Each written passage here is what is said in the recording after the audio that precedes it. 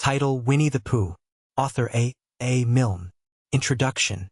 If you happen to have read another book about Christopher Robin, you may remember that he once had a swan, or the swan had Christopher Robin, I don't know which, and that he used to call this swan Pooh. That was a long time ago, and when we said goodbye, we took the name with us, as we didn't think the swan would want it anymore. Well, when Edward Bear said that he would like an exciting name all to himself, Christopher Robin said at once, without stopping to think, that he was Winnie-the-Pooh. And he was. So, as I have explained the Pooh part, I will now explain the rest of it. You can't be in London for long without going to the zoo. There are some people who begin the zoo at the beginning, called WAYIN, and walk as quickly as they can past every cage until they get to the one called Way Out, but the nicest people go straight to the animal they love the most and stay there. So when Christopher Robin goes to the zoo, he goes to where the polar bears are, and he whispers something to the third keeper from the left, and doors are unlocked, and we wander through dark passages and up steep stairs, until at last we come to the special cage, and the cage is opened, and out trots something brown and furry, and with a happy cry of "Oh, bear!" Christopher Robin rushes into its arms. Now this bear's name is Winnie, which shows what a good name for bears it is, but the funny thing is that we can't remember whether Winnie is called after Pooh, or Pooh after Winnie. We did know once, but we have forgotten. I had written as far as this when Piglet looked up and said in his squeaky voice, "What about me?" "My dear Piglet," I said, "the whole book is about you." "So it is about Pooh," he squeaked. "You see what it is.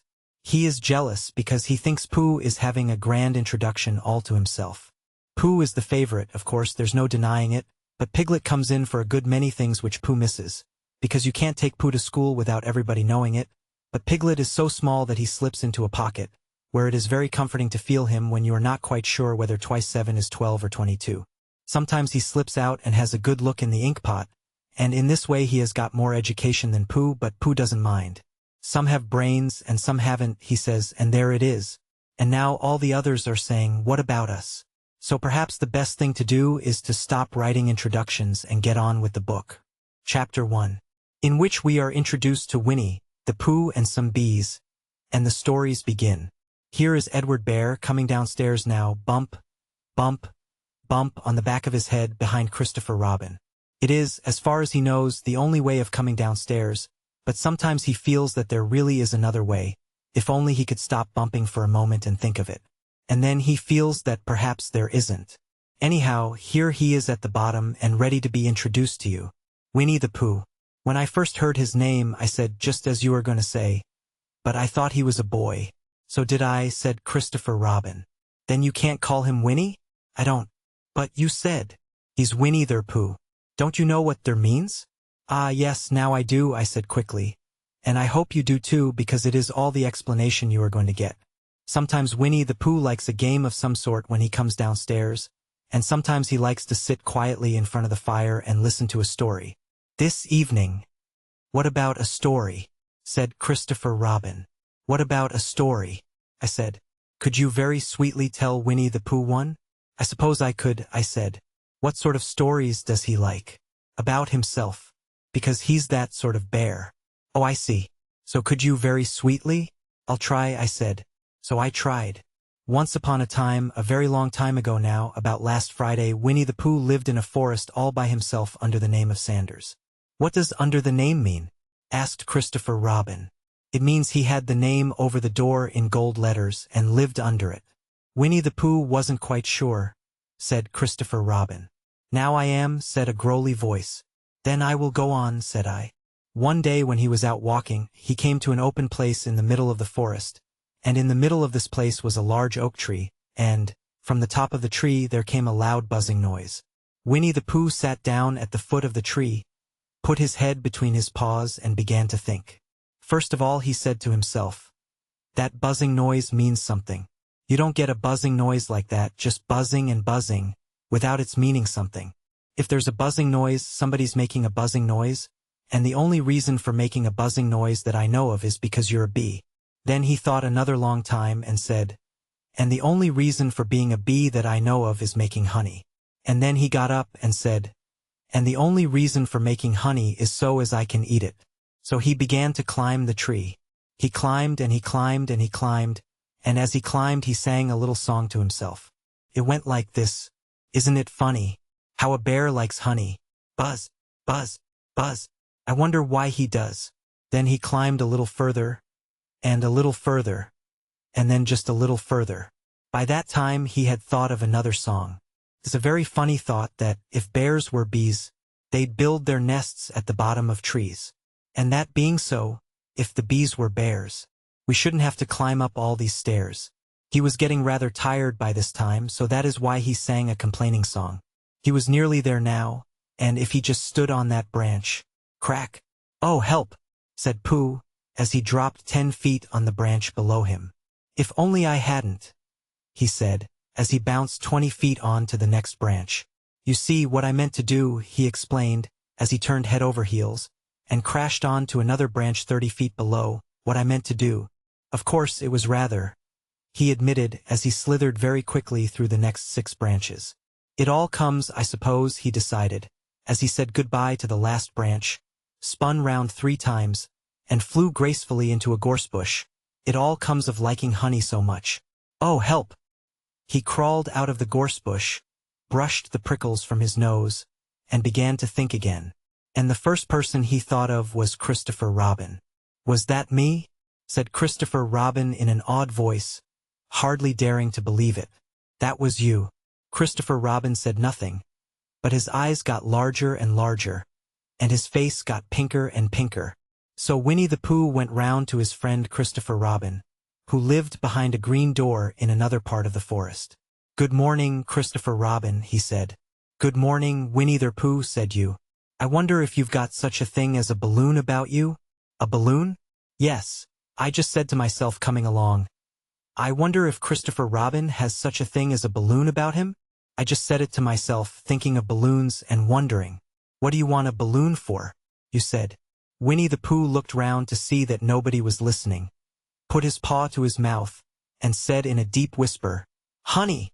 But you don't get honey with balloons." "I do," said Pooh. "Well, it just happened that you had been to a party the day before at the house of your friend Piglet, and you had balloons at the party.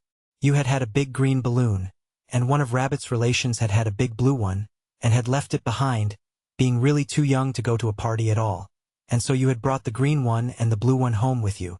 Which one would you like?" you asked Pooh. He put his head between his paws and thought very carefully. "It's like this," he said. "When you go after honey with a balloon, the great thing is not to let the bees know you're coming. Now, if you have a green balloon, they might think you were only part of the tree and not notice you, and if you have a blue balloon, they might think you were only part of the sky and not notice you, and the question is, which is most likely? Wouldn't they notice you underneath the balloon?" you asked. "They might or they might not," said Winnie-the-Pooh. "You never can tell with bees." He thought for a moment and said, "I shall try to look like a small black cloud. That will deceive them." "Then you had better have the blue balloon," you said. And so it was decided. Well, you both went out with the blue balloon, and you took your gun with you just in case, as you always did, and Winnie-the-Pooh went to a very muddy place that he knew of and rolled until he was black all over. And then, when the balloon was blown up as big, and you and Pooh were both holding on to the string, you let go suddenly, and Pooh Bear floated gracefully up into the sky and stayed there, level with the top of the tree and about 20 feet away from it. "Hooray!" you shouted. "Isn't that fine?" shouted Winnie-the-Pooh down to you. "What do I look like?" "You look like a bear holding on to a balloon," you said. "Not," said Pooh anxiously. "Not like a small black cloud in a blue sky?" "Not very much." Well, perhaps from up here it looks different. And, as I say, you never can tell with bees." There was no wind to blow him nearer to the tree, so there he stayed. He could see the honey, he could smell the honey, but he couldn't quite reach the honey. After a little while he called down to you. "Christopher Robin," he said in a loud whisper. "Hello. I think the bees suspect something." "What sort of thing?" "I don't know. But something tells me that they're suspicious. Perhaps they think that you're after their honey. It may be that. You never can tell with bees." There was another little silence, and then he called down to you again. "Christopher Robin." "Yes?" "Have you an umbrella in your house?" "I think so. I wish you would bring it out here, and walk up and down with it, and look up at me every now and then, and say, 'Tut tut, it looks like rain.' I think, if you did that, it would help the deception which we are practicing on these bees."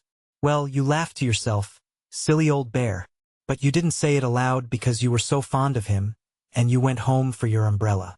"Oh, there you are. called down Winnie-the-Pooh as soon as you got back to the tree. I was beginning to get anxious. I have discovered that the bees are now definitely suspicious. Shall I put my umbrella up? You said. Yes, but wait a moment. We must be practical. The important bee to deceive is the queen bee. Can you see which is the queen bee from down there? No. Pity. Well now, if you walk up and down with your umbrella, saying, "Tut tut, it looks like rain," I shall do what I can by singing a little cloud song, such as a cloud might sing. Go. So, while you walked up and down and wondered if it would rain, Winnie-the-Pooh sang this song. How sweet to be a cloud, floating in the blue. Every little cloud always sings aloud. How sweet to be a cloud, floating in the blue. It makes him very proud to be a little cloud. The bees were still buzzing as suspiciously as ever.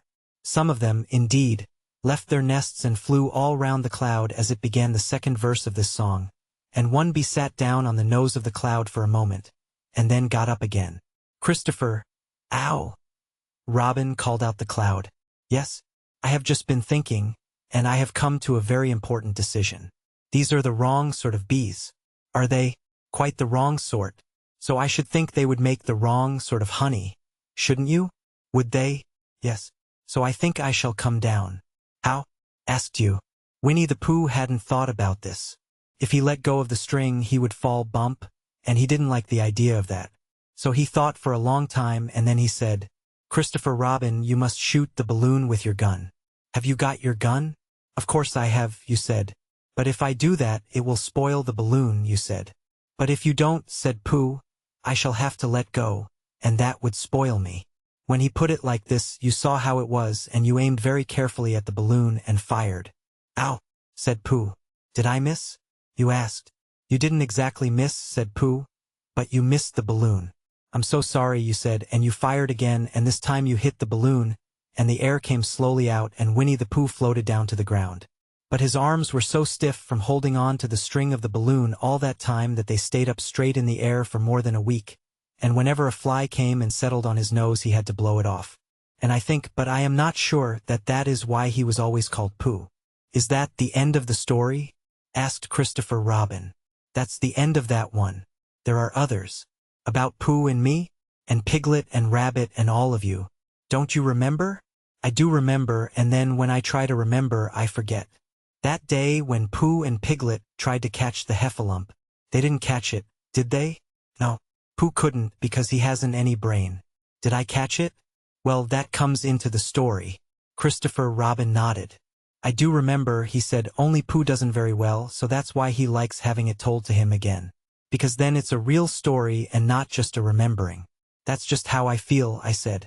Christopher Robin gave a deep sigh, picked his bear up by the leg, and walked off to the door, trailing Pooh behind him.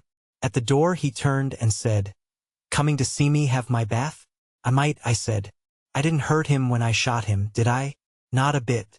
He nodded and went out, and in a moment I heard Winnie-the-Pooh, bump, bump, bump, going up the stairs behind him. Chapter 2. In which Pooh goes visiting and gets into a tight place. Edward Bear, known to his friends as Winnie-the-Pooh, or Pooh for short, was walking through the forest one day, humming proudly to himself. He had made up a little hum that very morning, as he was doing his stoutness exercises in front of the glass. Tra-la-la, tra-la-la, as he stretched up as high as he could go, and then tra-la-la, tra-la, oh help! La, as he tried to reach his toes. After breakfast he had said it over and over to himself until he had learned it off by heart, and now he was humming it right through, properly. It went like this, tra-la-la, tra-la-la, tra-la-la, tra-la-la, rum-tum-tiddle-um-tum, tiddle-little, tiddle-little, tiddle-little, tiddle-little, rum-tum-tum-tiddle-um. Well, he was humming this hum to himself and walking along gaily, wondering what everybody else was doing, and what it felt like, being somebody else, when suddenly he came to a sandy bank, and in the bank was a large hole. Aha, said Pooh. Rum-tum-tiddle-um-tum. If I know anything about anything, that hole means rabbit, he said, and rabbit means company, he said, and company means food and listening to me humming and such like. Rum-tum-tum-tiddle-um. So he bent down, put his head into the hole and called out, Is anybody at home? There was a sudden scuffling noise from inside the hole, and then silence. What I said was, Is anybody at home? Called out Pooh very loudly. No, said a voice, and then added, you needn't shout so loud. I heard you quite well the first time. Bother, said Pooh. Isn't there anybody here at all? Nobody. Winnie-the-Pooh took his head out of the hole and thought for a little, and he thought to himself, there must be somebody there, because somebody must have said nobody. So he put his head back in the hole and said, hello, Rabbit, isn't that you? No, said Rabbit in a different sort of voice this time. But isn't that Rabbit's voice? I don't think so, said Rabbit. It isn't meant to be. Oh, said Pooh. He took his head out of the hole and had another think, and then he put it back and said, well, could you very kindly tell me where Rabbit is? He has gone to see his friend Pooh Bear, who is a great friend of his. But this is me, said Bear, very much surprised. What sort of me? Pooh Bear. Are you sure? Said Rabbit, still more surprised. Quite sure, said Pooh. Oh well then, come in. So Pooh pushed and pushed and pushed his way through the hole, and at last he got in. You were quite right, said Rabbit, looking at him all over. It is you. Glad to see you. Who did you think it was? Well, I wasn't sure. You know how it is in the forest. One can't have anybody coming into one's house. One has to be careful. What about a mouthful of something? Pooh always liked a little something at 11 o'clock in the morning, and he was very glad to see Rabbit getting out the plates and mugs. And when Rabbit said, honey or condensed milk with your bread, he was so excited that he said both, and then, so as not to seem greedy, he added, but don't bother about the bread, please. And for a long time after that he said nothing, until at last, humming to himself in a rather sticky voice, he got up, shook Rabbit lovingly by the paw, and said that he must be going on. Must you? Said Rabbit politely. Well, said Pooh, I could stay a little longer if you, and he tried very hard to look in the direction of the larder. As a matter of fact, said Rabbit, I was going out myself directly. Oh well then, I'll be going on. Goodbye. Well, goodbye if you're sure you won't have any more. Is there any more? Asked Pooh quickly. Rabbit took the covers off the dishes and said, no, there wasn't. I thought not, said Pooh, nodding to himself. Well, goodbye. I must be going on. So he started to climb out of the hole. He pulled with his front paws and pushed with his back paws, and in a little while his nose was out in the open again, and then his ears, and then his front paws, and then his shoulders, and then, oh, help, said Pooh. I'd better go back. Oh, bother, said Pooh. I shall have to go on. I can't do either, said Pooh. Oh, help and bother. Now by this time Rabbit wanted to go for a walk too, and finding the front door full, he went out by the back door and came round to Pooh and looked at him. Hello, are you stuck? He asked. And no, said Pooh carelessly. Just resting and thinking and humming to myself. Here, give us a paw. Pooh Bear stretched out a paw, and Rabbit pulled and pulled and pulled. Ow, cried Pooh. You're hurting. The fact is, said Rabbit, you're stuck. It all comes, said Pooh crossly, of not having front doors big enough. It all comes, said Rabbit sternly, of eating too much. I thought at the time, said Rabbit, only I didn't like to say anything, said Rabbit, that one of us was eating too much, said Rabbit, and I knew it wasn't me, he said. Well, I shall go and fetch Christopher Robin. Christopher Robin lived at the other end of the forest, and when he came back with Rabbit and saw the front half of Pooh, he said, silly old bear, in such a loving voice that everybody felt quite hopeful again. I was just beginning to think, said Bear, sniffing slightly, that Rabbit might never be able to use his front door again. And I should hate that, he said. So should I, said Rabbit. Use his front door again? Said Christopher Robin. Of course he'll use his front door again. Good, said Rabbit. If we can't pull you out, Pooh, we might push you back. Rabbit scratched his whiskers thoughtfully and pointed out that when once Pooh was pushed back, he was back, and of course nobody was more glad to see Pooh than he was. Still there it was, some lived in trees and some lived underground, and, you mean I'd never get out? Said Pooh. I mean, said Rabbit, that having got so far, it seems a pity to waste it. Christopher Robin nodded. Then there's only one thing to be done, he said. We shall have to wait for you to get thin again. How long does getting thin take? Asked Pooh anxiously. About a week, I should think. But I can't stay here for a week. You can stay here all right, silly old bear. It's getting you out which is so difficult. We'll read to you, said Rabbit cheerfully. And I hope it won't snow, he added. And I say, old fellow, you're taking up a good deal of room in my house. Do you mind if I use your back legs as a towel horse? Because, there they are, doing nothing, and it would be very convenient just to hang the towels on them. A week, said Pooh gloomily. What about meals? I'm afraid no meals, said Christopher Robin, because of getting thin quicker. But we will read to you. Bear began to sigh, and then found he couldn't because he was so tightly stuck. And a tear rolled down his eye as he said, Then would you read a sustaining book such as would help and comfort a wedged bear in great tightness? So for a week Christopher Robin read that sort of book at the north end of Pooh, and Rabbit hung his washing on the south end.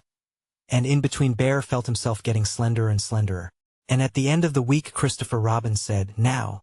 So he took hold of Pooh's front paws and Rabbit took hold of Christopher Robin, and all Rabbit's friends and relations took hold of Rabbit, and they all pulled together.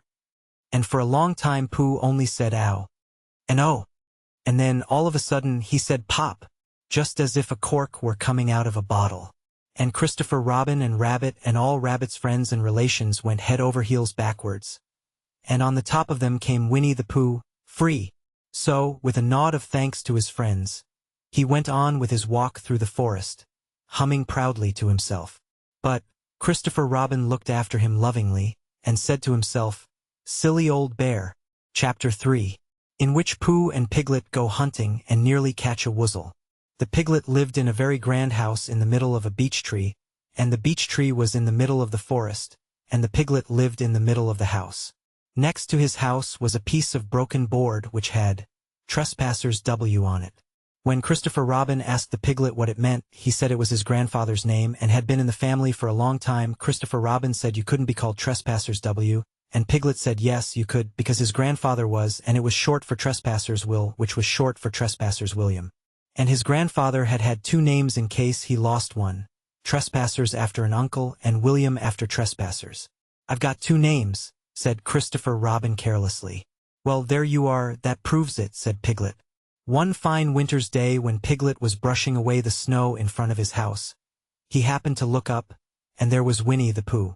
Pooh was walking round and round in a circle, thinking of something else, and when Piglet called to him he just went on walking.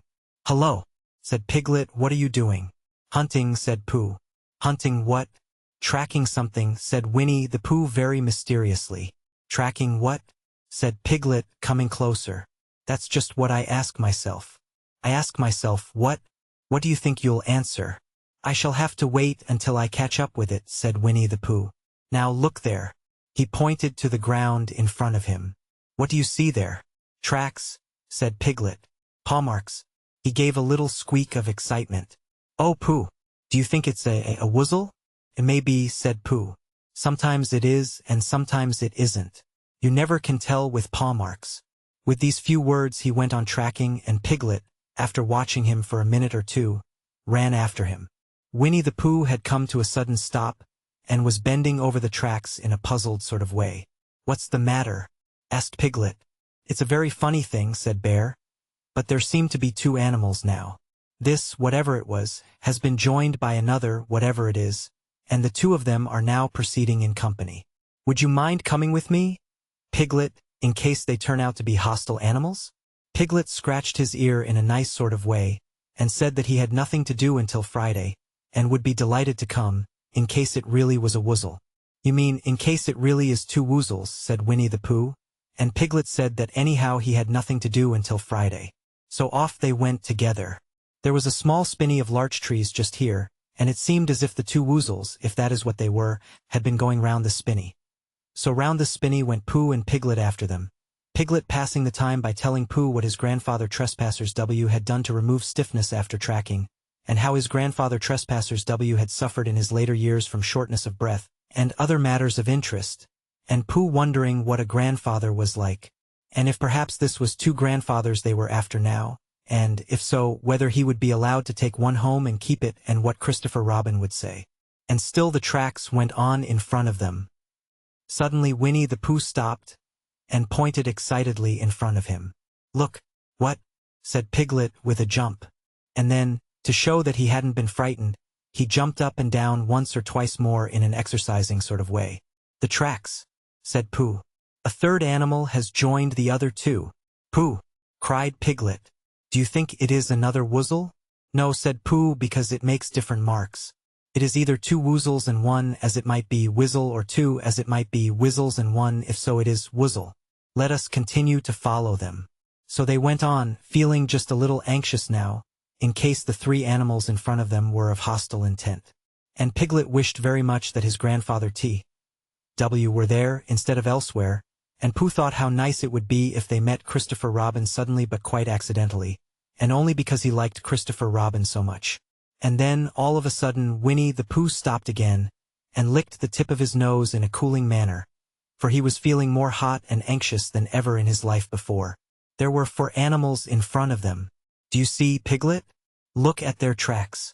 3 as it were woozles and 1 as it was whizzle. Another woozle has joined them, and so it seemed to be. There were the tracks, crossing over each other here, getting muddled up with each other there. But, quite plainly every now and then, the tracks of 4 sets of paws. I think, said Piglet, when he had licked the tip of his nose too, and found that it brought very little comfort, I think that I have just remembered something. I have just remembered something that I forgot to do yesterday, and shan't be able to do tomorrow. So I suppose I really ought to go back and do it now. We'll do it this afternoon, and I'll come with you, said Pooh. It isn't the sort of thing you can do in the afternoon, said Piglet quickly. It's a very particular morning thing that has to be done in the morning, and, if possible, between the hours of, what would you say the time was? About 12, said Winnie-the-Pooh, looking at the sun. Between, as I was saying, the hours of 12 and 12:05. So, really, dear old Pooh, if you'll excuse me. What's that? Pooh looked up at the sky, and then, as he heard the whistle again, he looked up into the branches of a big oak tree, and then he saw a friend of his. "It's Christopher Robin," he said. "Ah, then you'll be all right," said Piglet. "You'll be quite safe with him. Goodbye," and he trotted off home as quickly as he could, very glad to be out of all danger again. Christopher Robin came slowly down his tree. "Silly old bear," he said, "what were you doing? First you went round the spinney twice by yourself, and then Piglet ran after you and you went round again together, and then you were just going round a 4th time." "Wait a moment," said Winnie-the-Pooh, holding up his paw. He sat down and thought in the most thoughtful way he could think. Then he fitted his paw into one of the tracks, and then he scratched his nose twice and stood up. "Yes," said Winnie-the-Pooh. "I see now," said Winnie-the-Pooh. "I have been foolish and deluded," said he, "and I am a bear of no brain at all." "You're the best bear in all the world," said Christopher Robin soothingly. "Am I?" said Pooh hopefully, and then he brightened up suddenly. "Anyhow," he said, "it is nearly luncheon time." So he went home for it. Chapter 4. In which Eeyore loses a tail and Pooh finds one. The old gray donkey, Eeyore, stood by himself in a thistly corner of the forest, his front feet well apart, his head on one side, and thought about things. Sometimes he thought sadly to himself, why? And sometimes he thought, wherefore? And sometimes he thought, inasmuch as which? And sometimes he didn't quite know what he was thinking about. So when Winnie-the-Pooh came stumping along, Eeyore was very glad to be able to stop thinking for a little, in order to say, "How do you do?" in a gloomy manner to him. "And how are you?" said Winnie-the-Pooh. Eeyore shook his head from side to side. "Not very how," he said. "I don't seem to have felt at all how for a long time." "Dear, dear," said Pooh. "I'm sorry about that. Let's have a look at you." So Eeyore stood there, gazing sadly at the ground, and Winnie-the-Pooh walked all round him once. "Why, what's happened to your tail?"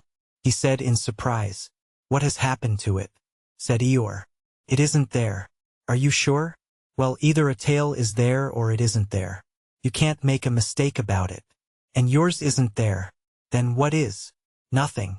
"Let's have a look," said Eeyore, and he turned slowly round to the place where his tail had been a little while ago, and then, finding that he couldn't catch it up, he turned round the other way until he came back to where he was at first, and then he put his head down and looked between his front legs, and at last he said with a long sad sigh, "I believe you're right."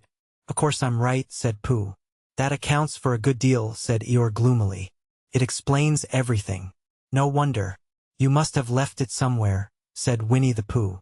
"Somebody must have taken it," said Eeyore. "How like them," he added after a long silence. Pooh felt that he ought to say something helpful about it, but didn't quite know what. So he decided to do something helpful instead. Or, he said solemnly, "I, Winnie-the-Pooh, will find your tail for you." "Thank you, Pooh," answered Eeyore. "You're a real friend," said he. "Not like some," he said, So Winnie-the-Pooh went off to find Eeyore's tail. It was a fine spring morning in the forest as he started out. Little soft clouds played happily in a blue sky, skipping from time to time in front of the sun as if they had come to put it out, and then sliding away suddenly so that the next might have his turn. Through them and between them the sun shone bravely, and a copse which had worn its furs all the year round seemed old and dowdy now beside the new green lace which the beeches had put on so prettily. Through copse and spinney marched Bear. Down open slopes of gorse and heather, over rocky beds of streams, up steep banks of sandstone into the heather again. And so at last, tired and hungry, to the 100-acre wood. For it was in the 100-acre wood that Owl lived. And if anyone knows anything about anything, said Bear to himself, it's Owl who knows something about something, he said. Or my name's not Winnie-the-Pooh, he said. Which it is, he added. So there you are. Owl lived at the Chestnuts, an old-world residence of great charm, which was grander than anybody else's, or seemed so to Bear, because it had both a knocker and a bell pull. Underneath the knocker there was a notice which said, "Please ring if an answer is recurred." Underneath the bell pull there was a notice which said, "Please note if an RNSR is not recked." These notices had been written by Christopher Robin, who was the only one in the forest who could spell. For Owl, wise though he was in many ways, able to read and write and spell his own name WL, yet somehow went all to pieces over delicate words like measles and buttered toast. Winnie-the-Pooh read the two notices very carefully, first from left to right and afterwards, in case he had missed some of it, from right to left. Then, to make quite sure, he knocked and pulled the knocker, and he pulled and knocked the bell rope, and he called out in a very loud voice, "Owl, I require an answer. It's Bear speaking." And the door opened, and Owl looked out. "Hello, Pooh," he said. "How's things?" "Terrible and sad," said Pooh, "because Eeyore, who is a friend of mine, has lost his tail, and he's moping about it. So could you very kindly tell me how to find it for him?" "Well," said Owl, "the customary procedure in such cases is as follows." "What does crustimony prosy cake mean?" said Pooh. "For I am a bear of very little brain, and long words bother me." "It means the thing to do." "As long as it means that, I don't mind," said Pooh humbly. "The thing to do is as follows. First, issue a reward. Then—" "Just a moment," said Pooh, holding up his paw. "What do we do to this, what you were saying? You sneezed just as you were going to tell me." "I didn't sneeze." "Yes, you did, Owl." "Excuse me, Pooh, I didn't." "You can't sneeze without knowing it." "Well, you can't know it without something having been sneezed."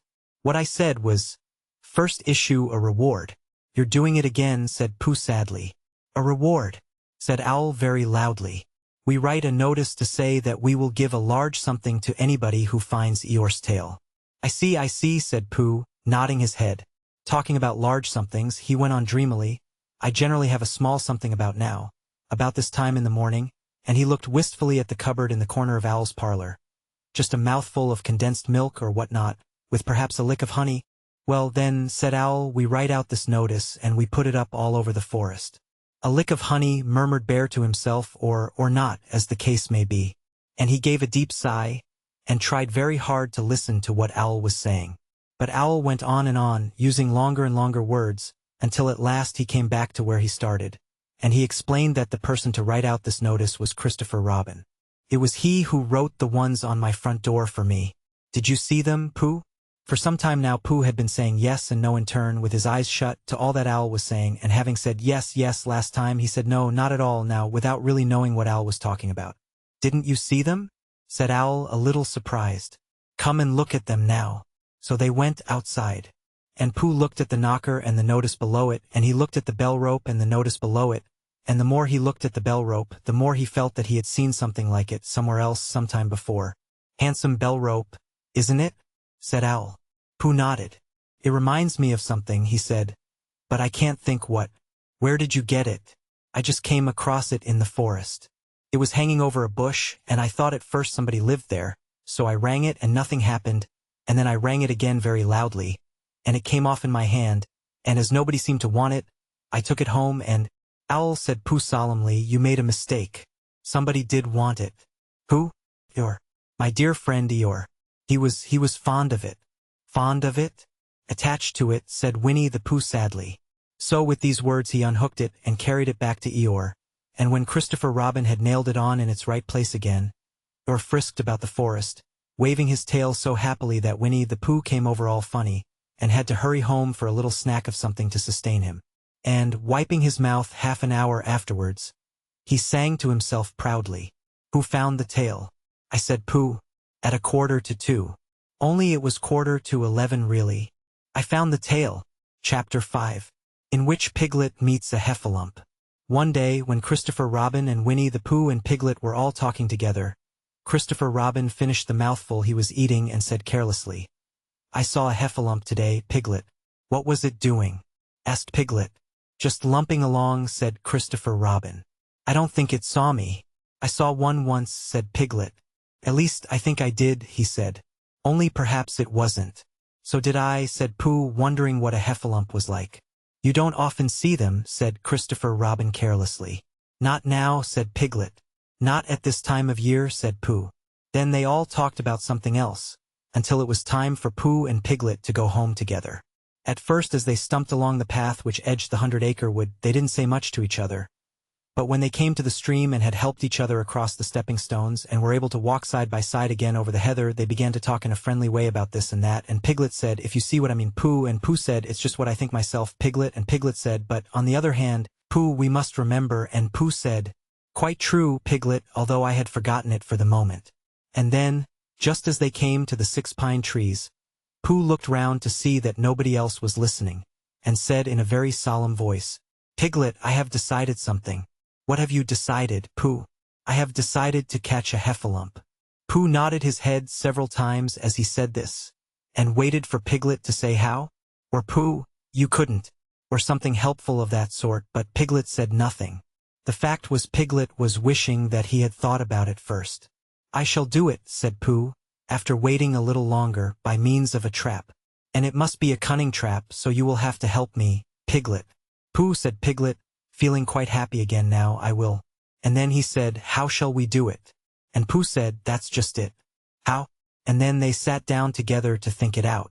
Pooh's first idea was that they should dig a very deep pit, and then the heffalump would come along and fall into the pit, and— "Why?" said Piglet. "Why what?" said Pooh. "Why would he fall in?"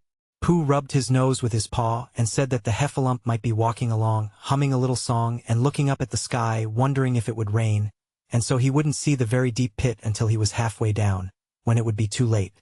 Piglet said that this was a very good trap, but supposing it were raining already? Pooh rubbed his nose again, and said that he hadn't thought of that. And then he brightened up and said that, if it were raining already, the heffalump would be looking at the sky wondering if it would clear up, and so he wouldn't see the very deep pit until he was halfway down, when it would be too late. Piglet said that, now that this point had been explained, he thought it was a cunning trap. Pooh was very proud when he heard this, and he felt that the heffalump was as good as caught already, but there was just one other thing which had to be thought about, and it was this. Where should they dig the very deep pit? Piglet said that the best place would be somewhere where a heffalump was, just before he fell into it, only about a foot farther on. "But then he would see us digging it," said Pooh. "Not if he was looking at the sky." "He would suspect," said Pooh, "if he happened to look down."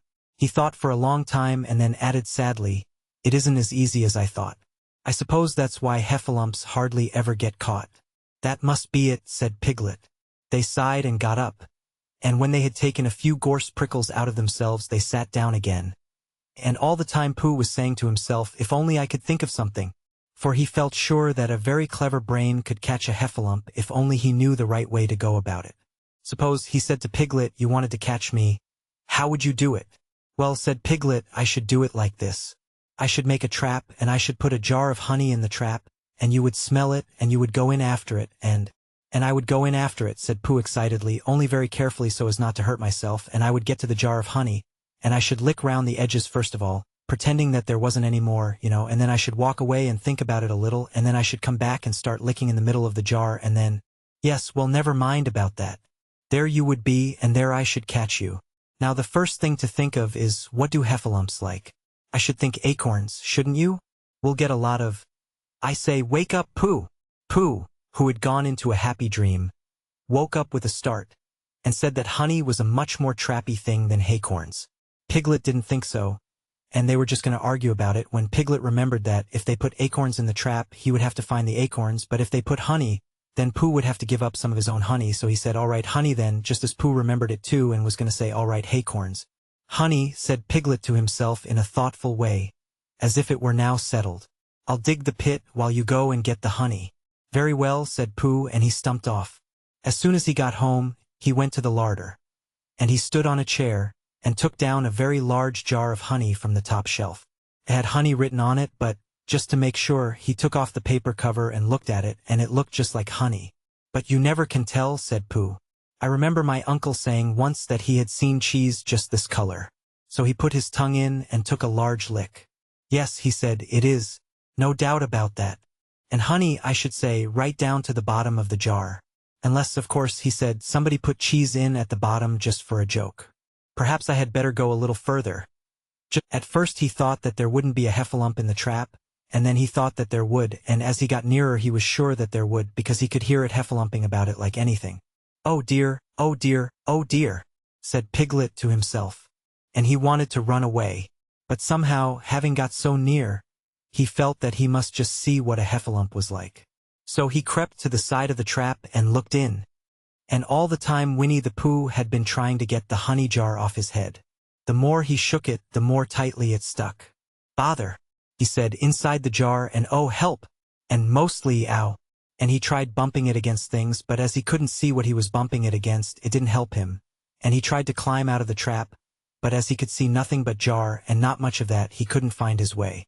So at last he lifted up his head, jar and all, and made a loud, roaring noise of sadness and despair. And it was at that moment that Piglet looked down. "Help! Help!" cried Piglet. "A heffalump! A horrible heffalump!" And he scampered off as hard as he could, still crying out, "Help! Help! A harriable hoffalump! Hoff! Hoff! A helliable horralump! Hall! Hall! A hoffable hellerump!" And he didn't stop crying and scampering until he got to Christopher Robin's house. "Whatever's the matter, Piglet?" said Christopher Robin, who was just getting up. "Heff," said Piglet, breathing so hard that he could hardly speak. "A heff, a heff, a heffalump." "Where?" "Up there," said Piglet, waving his paw. "What did it look like?" Like. "It had the biggest head you ever saw, Christopher Robin. A great, enormous thing, like nothing.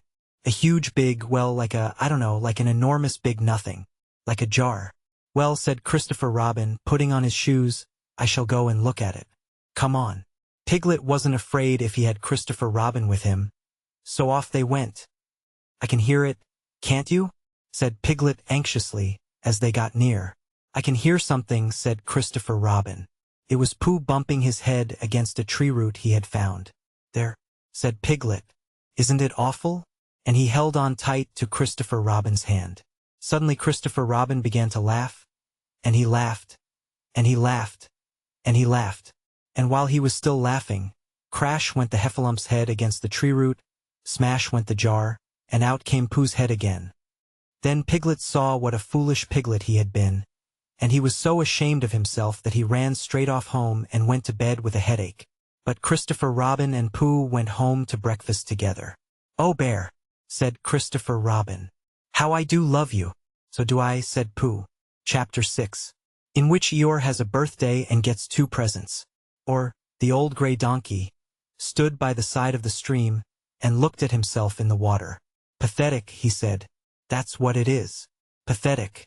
He turned and walked slowly down the stream for 20 yards, splashed across it, and walked slowly back on the other side. Then he looked at himself in the water again. "As I thought," he said. "No better from this side. But nobody minds. Nobody cares. Pathetic, that's what it is." There was a crackling noise in the bracken behind him, and out came Pooh. "Good morning, Eeyore," said Pooh. "Good morning, Pooh Bear," said Eeyore gloomily. "If it is a good morning," he said. "Which I doubt," said he. "Why, what's the matter?" "Nothing, Pooh Bear, nothing. We can't all, and some of us don't. That's all there is to it." "Can't all what?" said Pooh, rubbing his nose. "Gaiety. Song and dance. Here we go round the mulberry bush." "Oh," said Pooh. He thought for a long time and then asked, "What mulberry bush is that?" "Bonummy," went on Eeyore gloomily. French word meaning bonhomie, he explained. I'm not complaining, but there it is. Pooh sat down on a large stone and tried to think this out. It sounded to him like a riddle, and he was never much good at riddles, being a bear of very little brain. So he sang Coddleston Pie instead. Coddleston, Coddleston, Coddleston Pie. A fly can't bird, but a bird can fly. Ask me a riddle and I reply. Coddleston, Coddleston, Coddleston Pie. That was the first verse. When he had finished it, Eeyore didn't actually say that he didn't like it, so Pooh very kindly sang the second verse to him. Coddleston, Coddleston, Coddleston Pie. A fish can't whistle and neither can I. Ask me a riddle and I reply. Coddleston, Coddleston, Coddleston Pie. Eeyore still said nothing at all. So Pooh hummed the third verse quietly to himself. Coddleston, Coddleston, Coddleston Pie. Why does a chicken, I don't know why, ask me a riddle and I reply. Coddleston, Coddleston, Coddleston Pie. That's right, said Eeyore. Sing. Umpty tiddly, umpty too. Here we go gathering nuts and may. Enjoy yourself. I am, said Pooh. Somkin, said Eeyore. Why, what's the matter? Is anything the matter? You seem so sad, Eeyore. Sad? Why should I be sad? It's my birthday, the happiest day of the year. Your birthday? Said Pooh in great surprise. Of course it is. Can't you see? Look at all the presents I have had. He waved a foot from side to side. Look at the birthday cake. Candles and pink sugar. Pooh looked first to the right and then to the left. Presents? Said Pooh. Birthday cake? Said Pooh. Where? Can't you see them? No, said Pooh. Neither can I, said Eeyore. Joke, he explained. Ha ha. Pooh scratched his head, being a little puzzled by all this. But is it really your birthday? He asked. It is. Oh, well, many happy returns of the day, Eeyore.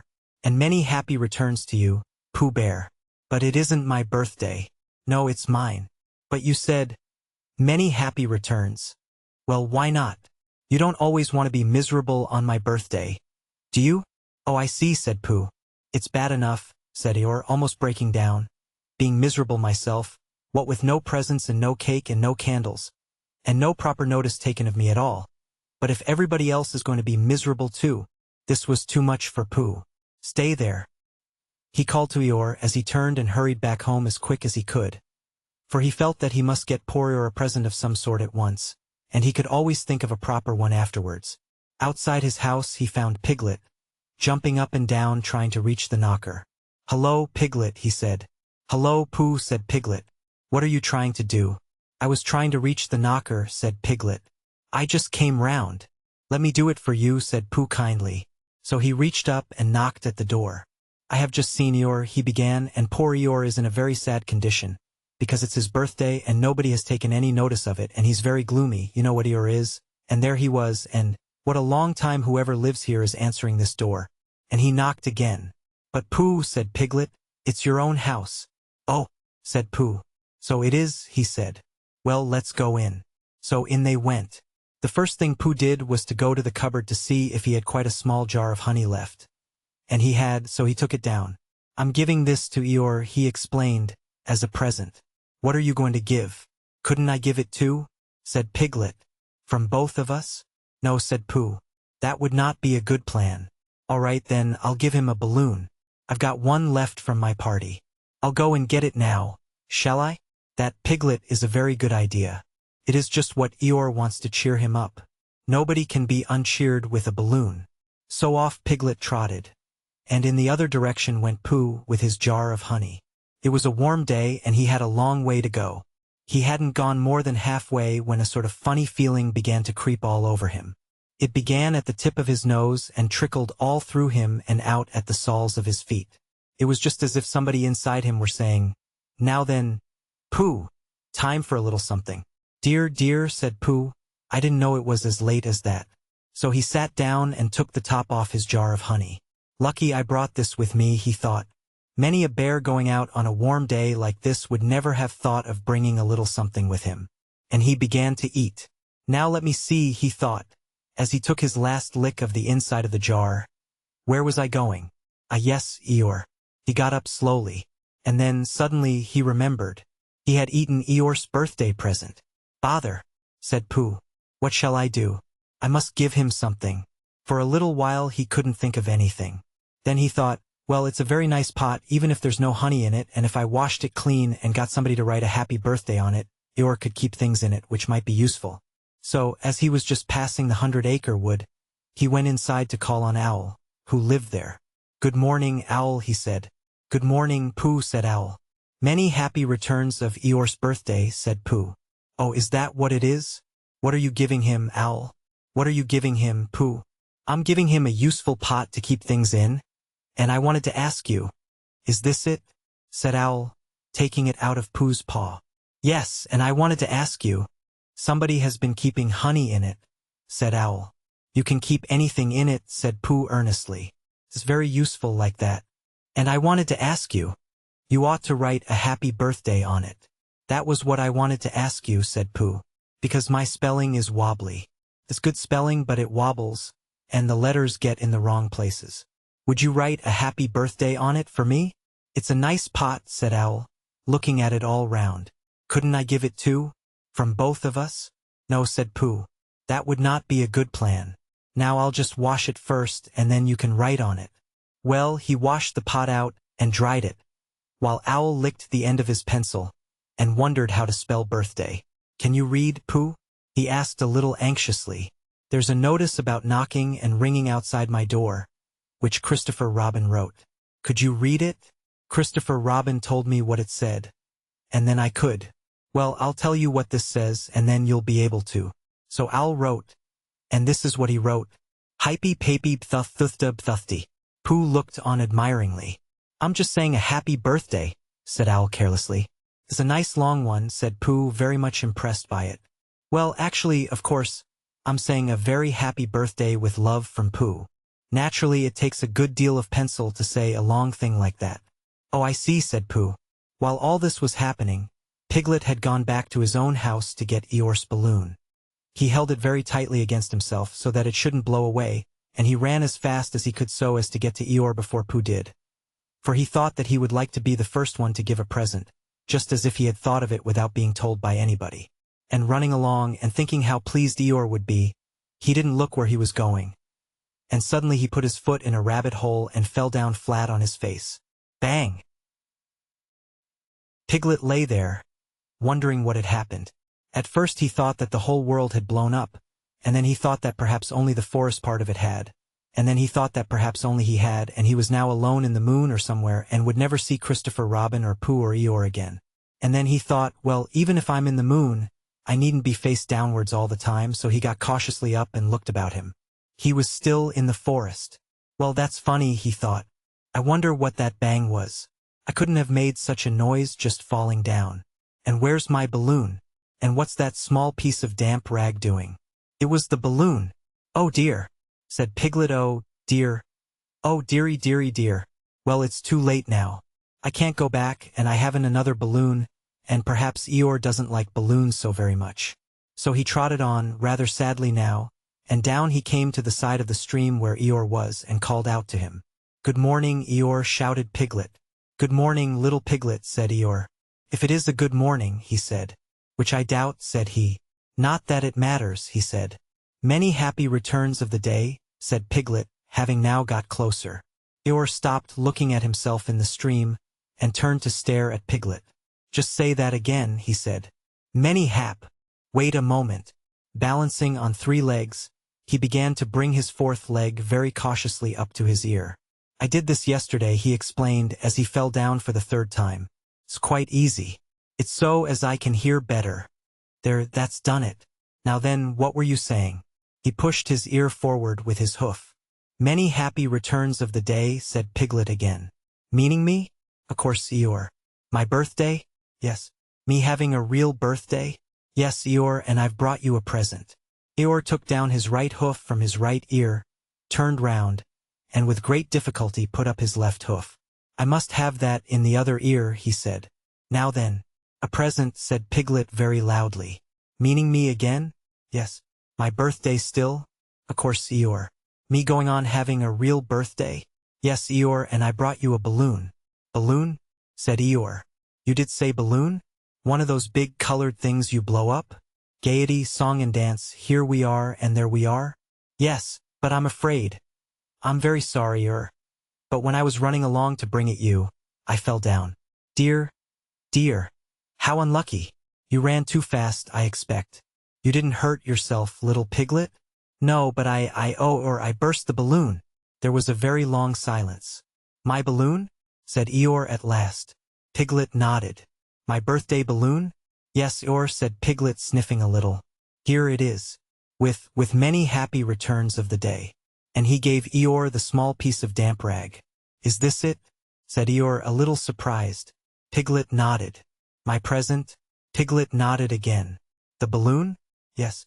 Thank you, Piglet, said Eeyore. You don't mind my asking, he went on. But what color was this balloon when it was a balloon? Red. I just wondered. Red, he murmured to himself. My favorite color. How big was it? About as big as me. I just wondered. About as big as Piglet, he said to himself sadly. My favorite size. Well. Piglet felt very miserable and didn't know what to say. He was still opening his mouth to begin something, and then deciding that it wasn't any good saying that, when he heard a shout from the other side of the river, and there was Pooh. Many happy returns of the day, called out Pooh, forgetting that he had said it already. Thank you, Pooh, I'm having them, said Eeyore gloomily. I've brought you a little present, said Pooh excitedly. I've had it, said Eeyore. Pooh had now splashed across the stream to Eeyore, and Piglet was sitting a little way off, his head in his paws, snuffling to himself. It's a useful pot, said Pooh. Here it is. And it's got a very happy birthday with love from Pooh written on it. That's what all that writing is. And it's for putting things in. There. When Eeyore saw the pot, he became quite excited. Why, he said, I believe my balloon will just go into that pot. Oh no, Eeyore, said Pooh. Balloons are much too big to go into pots. What you do with a balloon is you hold the balloon. Not mine, said Eeyore proudly. Look, Piglet. And as Piglet looked sorrowfully round, Eeyore picked the balloon up with his teeth and placed it carefully in the pot. Picked it out and put it on the ground, and then picked it up again and put it carefully back. So it does, said Pooh. It goes in. So it does, said Piglet.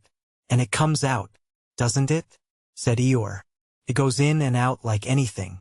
I'm very glad, said Pooh happily, that I thought of giving you a useful pot to put things in. I'm very glad, said Piglet happily, that I thought of giving you something to put in a useful pot. But Eeyore wasn't listening. He was taking the balloon out and putting it back again, as happy as could be. And didn't I give him anything? Asked Christopher Robin sadly. Of course you did, I said. You gave him, don't you remember? A little. I gave him a box of paints to paint things with. That was it. Why didn't I give it to him in the morning? You were so busy getting his party ready for him. He had a cake with icing on the top and 3 candles, and his name in pink sugar and— Yes, I remember, said Christopher Robin. Chapter 7. In which Kanga and Baby Roo come to the forest, and Piglet has a bath. Nobody seemed to know where they came from, but there they were in the forest. Kanga and Baby Roo.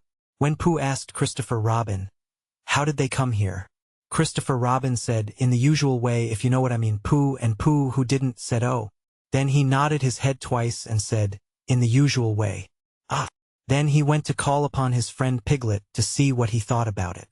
And at Piglet's house he found Rabbit. So they all talked about it together. What I don't like about it is this, said Rabbit. Here are we, you Pooh and you, Piglet and me, and suddenly, an Eeyore, said Pooh. And Eeyore. And then suddenly, an owl, said Pooh. And owl. And then all of a sudden, oh, an Eeyore, said Pooh. I was forgetting him.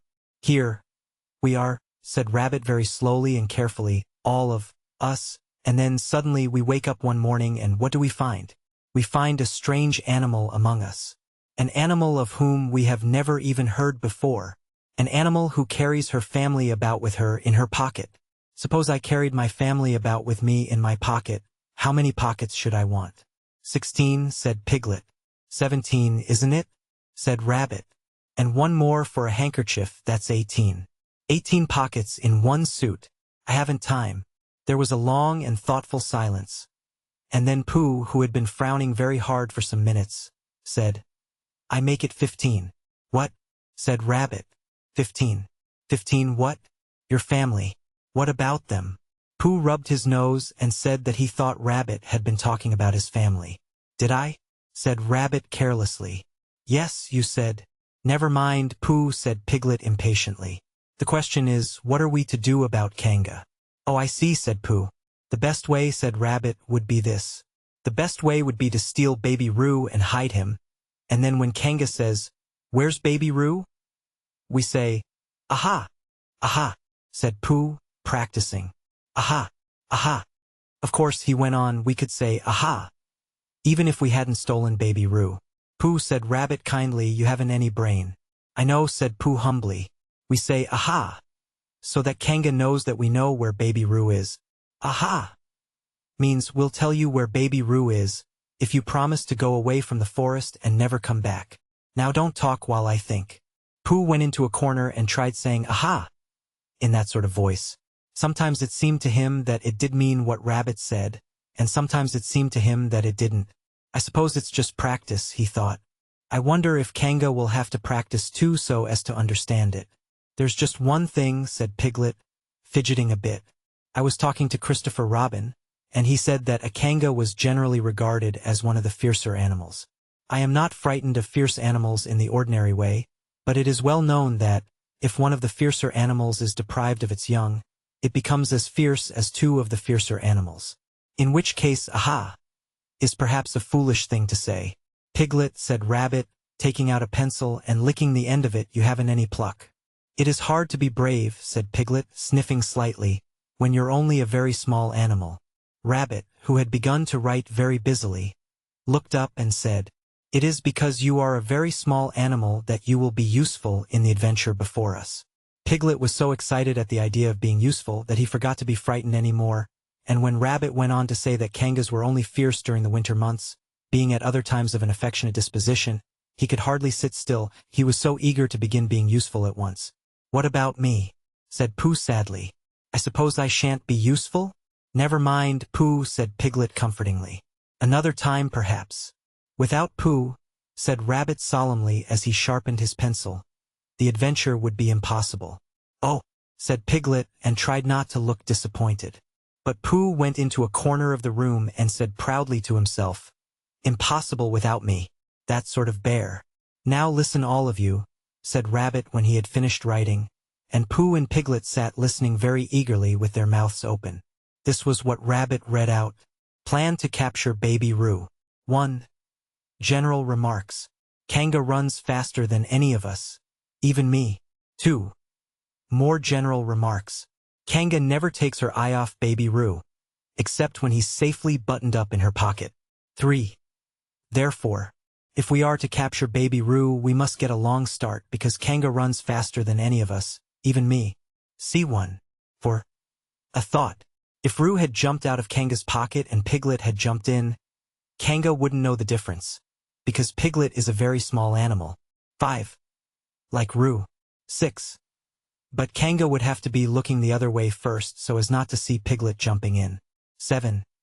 C2. 8. Another thought.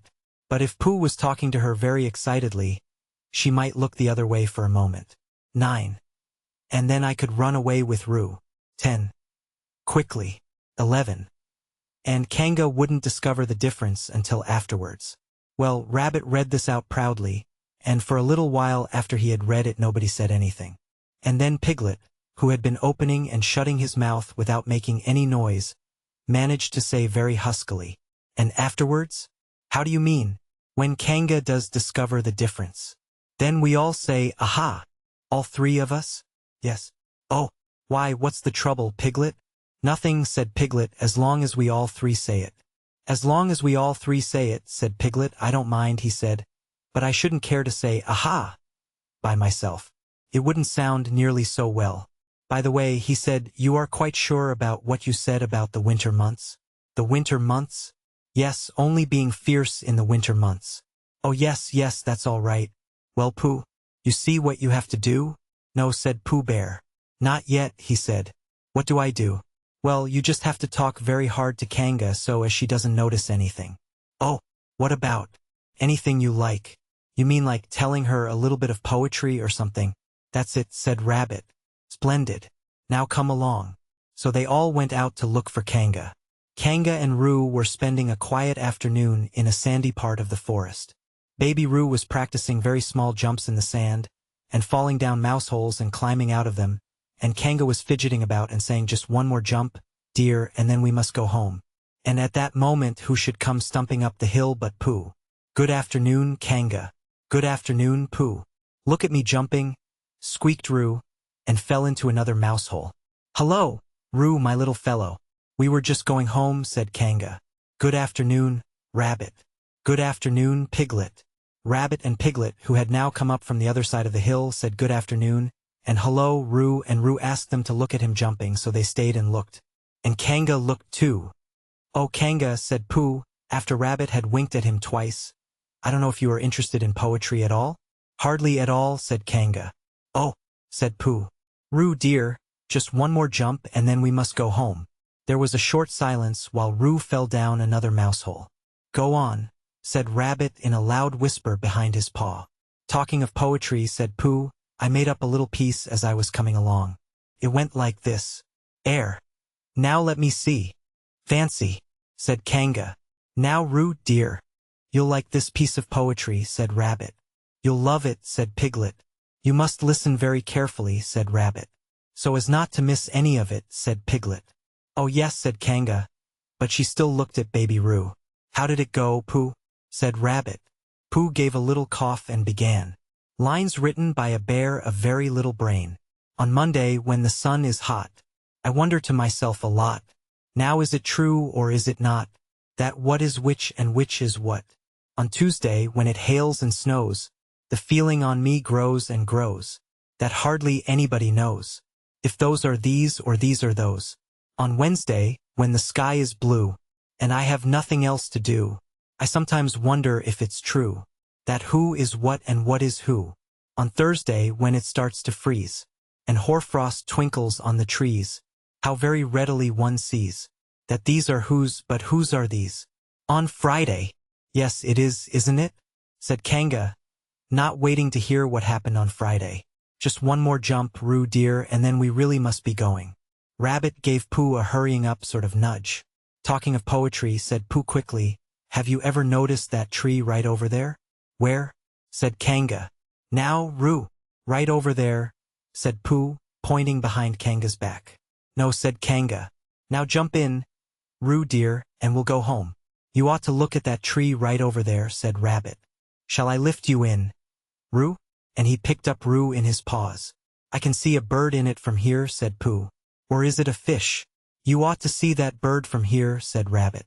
Unless it's a fish. It isn't a fish, it's a bird, said Piglet.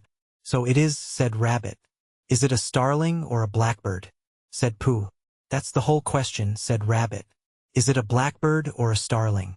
And then at last Kanga did turn her head to look. And the moment that her head was turned, Rabbit said in a loud voice, and you go, Roo. And in jumped Piglet into Kanga's pocket, and off scampered Rabbit, with Roo in his paws, as fast as he could. Why, where's Rabbit? Said Kanga, turning round again. Are you all right, Roo dear? Piglet made a squeaky Roo noise from the bottom of Kanga's pocket. Rabbit had to go away, said Pooh. I think he thought of something he had to go and see about suddenly. And Piglet? I think Piglet thought of something at the same time. Suddenly. Well, we must be getting home, said Kanga. Goodbye, Pooh. And in 3 large jumps she was gone. Pooh looked after her as she went. I wish I could jump like that, he thought. Some can and some can't. That's how it is. But there were moments when Piglet wished that Kanga couldn't. Often, when he had had a long walk home through the forest, he had wished that he were a bird. But now he thought jerkily to himself at the bottom of Kanga's pocket, this take, if is shall really to, flying I never it. And as he went up in the air he said, oh, and as he came down he said, ow, and he was saying oh ow, ow, oh ow all the way to Kanga's house. Of course, as soon as Kanga unbuttoned her pocket, she saw what had happened. Just for a moment, she thought she was frightened, and then she knew she wasn't. for she felt quite sure that Christopher Robin would never let any harm happen to Roo.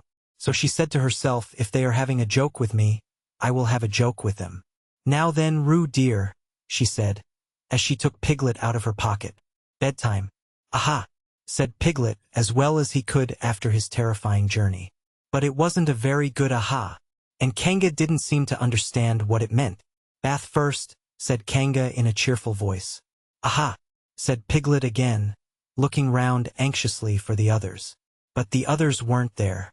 Rabbit was playing with baby Roo in his own house, and feeling more fond of him every minute, and Pooh, who had decided to be a Kanga, was still at the sandy place on the top of the forest, practicing jumps. I am not at all sure, said Kanga in a thoughtful voice, that it wouldn't be a good idea to have a cold bath this evening. Would you like that, Roo dear? Piglet, who had never been really fond of baths, shuddered a long indignant shudder, and said in as brave a voice as he could, Kanga, I see that the time has come to speak plainly. Funny little Roo, said Kanga, as she got the bath water ready. I am not Roo, said Piglet loudly. I am Piglet. Yes, dear, yes, said Kanga soothingly, and imitating Piglet's voice too. So clever of him, she went on, as she took a large bar of yellow soap out of the cupboard. What will he be doing next? Can't you see? Shouted Piglet. Haven't you got eyes? Look at me. I am looking, Roo dear, said Kanga rather severely. And you know what I told you yesterday about making faces. If you go on making faces like Piglet's, you will grow up to look like Piglet, and then think how sorry you will be. Now then, into the bath, and don't let me have to speak to you about it again. Before he knew where he was, Piglet was in the bath, and Kanga was scrubbing him firmly with a large lathery flannel. Ow! Cried Piglet. Let me out. I'm Piglet. Don't open the mouth, dear, or the soap goes in, said Kanga. There. What did I tell you? You did it on purpose, spluttered Piglet, as soon as he could speak again, and then accidentally had another mouthful of lathery flannel. That's right, dear, don't say anything, said Kanga, and in another minute Piglet was out of the bath, and being rubbed dry with a towel. Now, said Kanga, there's your medicine and then bed. What medicine? Said Piglet. To make you grow big and strong, dear. You don't want to grow up small and weak like Piglet, do you? Well then. At that moment there was a knock at the door. Come in, said Kanga, and in came Christopher Robin. Christopher Robin, Christopher Robin, cried Piglet. Tell Kanga who I am. She keeps saying I'm Roo. I'm not Roo, am I? Christopher Robin looked at him very carefully, and shook his head.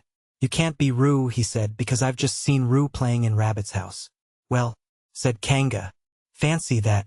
Fancy my making a mistake like that. There you are, said Piglet. I told you so. I'm Piglet. Christopher Robin shook his head again. Oh, you're not Piglet, he said. I know Piglet well, and he's quite a different color. Piglet began to say that this was because he had just had a bath, and then he thought that perhaps he wouldn't say that, and as he opened his mouth to say something else, Kanga slipped the medicine spoon in, and then patted him on the back and told him that it was really quite a nice taste when you got used to it. I knew it wasn't Piglet, said Kanga. I wonder who it can be. Perhaps it's some relation of Pooh's, said Christopher Robin. What about a nephew or an uncle or something? Kanga agreed that this was probably what it was, and said that they would have to call it by some name. I shall call it Poodle, said Christopher Robin. Henry Poodle for short. And just when it was decided, Henry Poodle wriggled out of Kanga's arms and jumped to the ground. To his great joy, Christopher Robin had left the door open. Never had Henry Poodle Piglet run so fast as he ran then, and he didn't stop running until he had got quite close to his house. But when he was 100 yards away he stopped running, and rolled the rest of the way home, so as to get his own nice comfortable color again. So Kanga and Roo stayed in the forest. Chapter 8. In which Christopher Robin leads an expedition to the North Pole.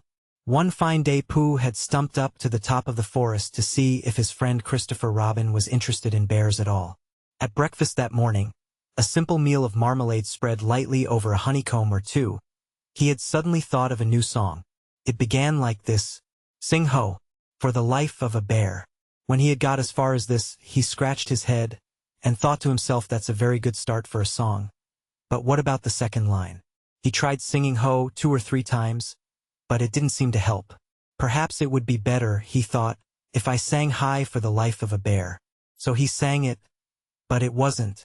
Very well then, he said, I shall sing that first line twice, and perhaps if I sing it very quickly, I shall find myself singing the third and fourth lines before I have time to think of them, and that will be a good song. Now then, sing ho, for the life of a bear. Sing ho, for the life of a bear. I don't much mind if it rains or snows, 'cause I've got a lot of honey on my nice new nose. I don't much care if it snows or thaws, 'cause I've got a lot of honey on my nice clean paws. Sing ho, for a bear. Sing ho, for a Pooh. And I'll have a little something in an hour or two. He was so pleased with this song that he sang it all the way to the top of the forest, and if I go on singing it much longer, he thought it will be time for the little something, and then the last line won't be true. So he turned it into a hum instead. Christopher Robin was sitting outside his door, putting on his big boots. As soon as he saw the big boots, Pooh knew that an adventure was going to happen, and he brushed the honey off his nose with the back of his paw, and spruced himself up as well as he could, so as to look ready for anything. Good morning, Christopher Robin, he called out. Hello, Pooh Bear. I can't get this boot on. That's bad, said Pooh. Do you think you could very kindly lean against me, 'cause I keep pulling so hard that I fall over backwards? Pooh sat down, dug his feet into the ground, and pushed hard against Christopher Robin's back, and Christopher Robin pushed hard against his, and pulled at his boot until he had got it on. And that's that, said Pooh. What do we do next? We are all going on an expedition, said Christopher Robin, as he got up and brushed himself. Thank you, Pooh. Going on an expedition? Said Pooh eagerly. I don't think I've ever been on one of those. Where are we going to on this expedition? Expedition, silly old bear. It's got an X in it. Oh, said Pooh. I know, but he didn't really. We're going to discover the North Pole. Oh, said Pooh again. What is the North Pole? He asked. It's just a thing you discover, said Christopher Robin carelessly, not being quite sure himself. Oh, I see, said Pooh. Are bears any good at discovering it? Of course they are. And Rabbit and Kanga and all of you. It's an expedition. That's what an expedition means. A long line of everybody. You'd better tell the others to get ready, while I see if my gun's all right. And we must all bring provisions. Bring what? Things to eat. Oh, said Pooh happily. I thought you said provisions. I'll go and tell them. And he stumped off. The first person he met was Rabbit. Hello, Rabbit, he said. Is that you? Let's pretend it isn't, said Rabbit, and see what happens. I've got a message for you. I'll give it to him. We're all going on an expedition with Christopher Robin. What is it when we're on it? A sort of boat, I think, said Pooh. Oh, that sort. Yes. And we're going to discover a pole or something. Or was it a mole? Anyhow, we're going to discover it. We are we? Said Rabbit. Yes. And we've got to bring things to eat with us, in case we want to eat them. Now I'm going down to Piglet's. Tell Kanga, will you? He left Rabbit and hurried down to Piglet's house. The piglet was sitting on the ground at the door of his house blowing happily at a dandelion, and wondering whether it would be this year, next year, sometime or never. He had just discovered that it would be never, and was trying to remember what it was, and hoping it wasn't anything nice, when Pooh came up. Oh, Piglet, said Pooh excitedly, we're going on an expedition, all of us, with things to eat. To discover something. To discover what? Said Piglet anxiously. Oh, just something. Nothing fierce? Christopher Robin didn't say anything about fierce. He just said it had an X. It isn't their necks I mind, said Piglet earnestly. It's their teeth. But if Christopher Robin is coming, I don't mind anything. In a little while they were all ready at the top of the forest, and the expedition started.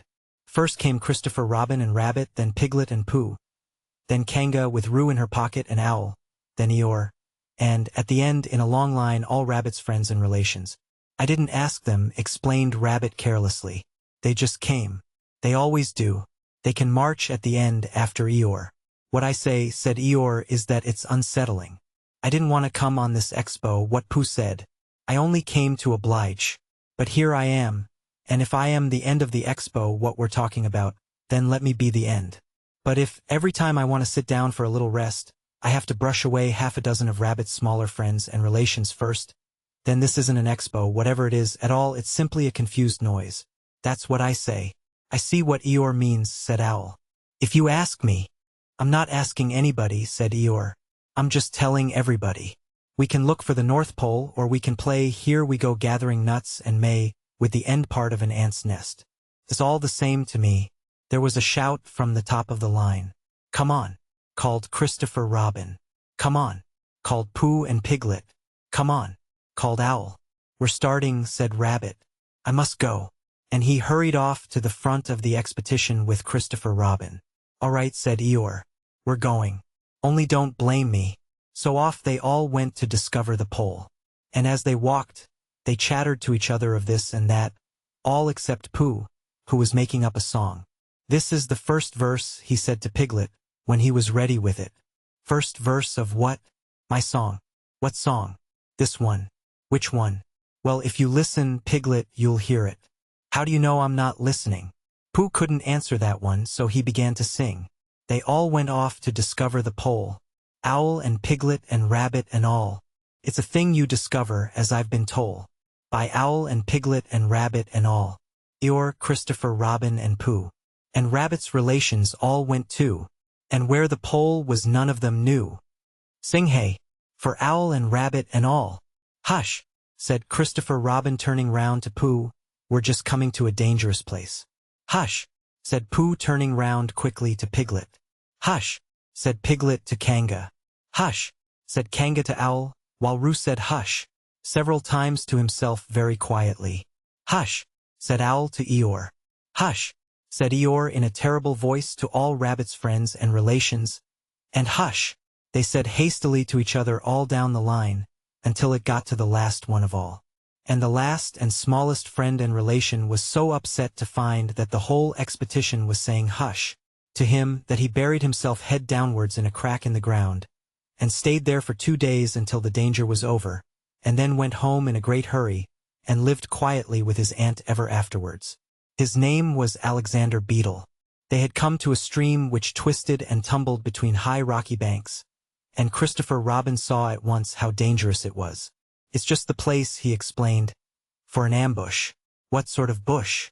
Whispered Pooh to Piglet. A gorse bush? My dear Pooh, said Owl in his superior way. Don't you know what an ambush is? Owl, said Piglet, looking round at him severely.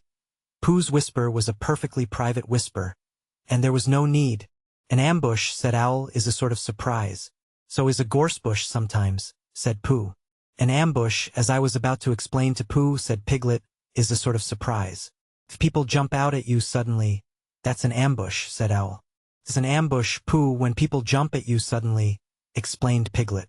Pooh, who now knew what an ambush was, said that a gorse bush had sprung at him suddenly one day when he fell off a tree, and he had taken 6 days to get all the prickles out of himself.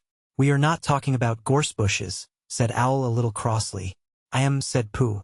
They were climbing very cautiously up the stream now, going from rock to rock, and after they had gone a little way they came to a place where the banks widened out at each side, so that on each side of the water there was a level strip of grass on which they could sit down and rest. As soon as he saw this, Christopher Robin called halt, and they all sat down and rested. I think, said Christopher Robin, that we ought to eat all our provisions now, so that we shan't have so much to carry. Eat all our what? Said Pooh. All that we've brought, said Piglet, getting to work. That's a good idea, said Pooh, and he got to work too. Have you all got something? Asked Christopher Robin with his mouth full. All except me, said Eeyore. As usual. He looked round at them in his melancholy way. I suppose none of you are sitting on a thistle by any chance? I believe I am, said Pooh. Ow! He got up and looked behind him. Yes, I was. I thought so. Thank you, Pooh. If you've quite finished with it. He moved across to Pooh's place and began to eat. It don't do them any good, sitting on them, he went on, as he looked up munching. Takes all the life out of them. Remember that another time, all of you. A little consideration, a little thought for others, makes all the difference. As soon as he had finished his lunch, Christopher Robin whispered to Rabbit, and Rabbit said yes, yes, of course, and they walked a little way up the stream together. I didn't want the others to hear, said Christopher Robin. Quite so, said Rabbit, looking important. I wondered, it's only, Rabbit, I suppose you don't know, what does the North Pole look like? Well, said Rabbit, stroking his whiskers. Now you're asking me. I did know once, only I've sort of forgotten, said Christopher Robin carelessly. It's a funny thing, said Rabbit, but I've sort of forgotten too, although I did know once. I suppose it's just a pole stuck in the ground? Sure to be a pole, said Rabbit, because of calling it a pole, and if it's a pole, well, I should think it would be sticking in the ground, shouldn't you, because there'd be nowhere else to stick it. Yes, that's what I thought. The only thing, said Rabbit, is where is it sticking? That's what we're looking for, said Christopher Robin. They went back to the others. Piglet was lying on his back, sleeping peacefully. Roo was washing his face and paws in the stream, while Kanga explained to everybody proudly that this was the first time he had ever washed his face himself. And Owl was telling Kanga an interesting anecdote full of long words like encyclopedia and rhododendron to which Kanga wasn't listening. I don't hold with all this washing, grumbled Eeyore. This modern, behind-the-ears nonsense. What do you think, Pooh? Well, said Pooh, I think. But we shall never know what Pooh thought. For there came a sudden squeak from Roo, a splash, and a loud cry of alarm from Kanga. So much for washing, said Eeyore. Roo's fallen in, cried Rabbit, and he and Christopher Robin came rushing down to the rescue. Look at me swimming, squeaked Roo from the middle of his pool, and was hurried down a waterfall into the next pool. Are you all right, Roo dear? Called Kanga anxiously. Yes, said Roo. Look at me, SW. And down he went over the next waterfall into another pool. Everybody was doing something to help. Piglet, wide awake suddenly, was jumping up and down and making ooh, I say noises. Owl was explaining that in a case of sudden and temporary immersion the important thing was to keep the head above water.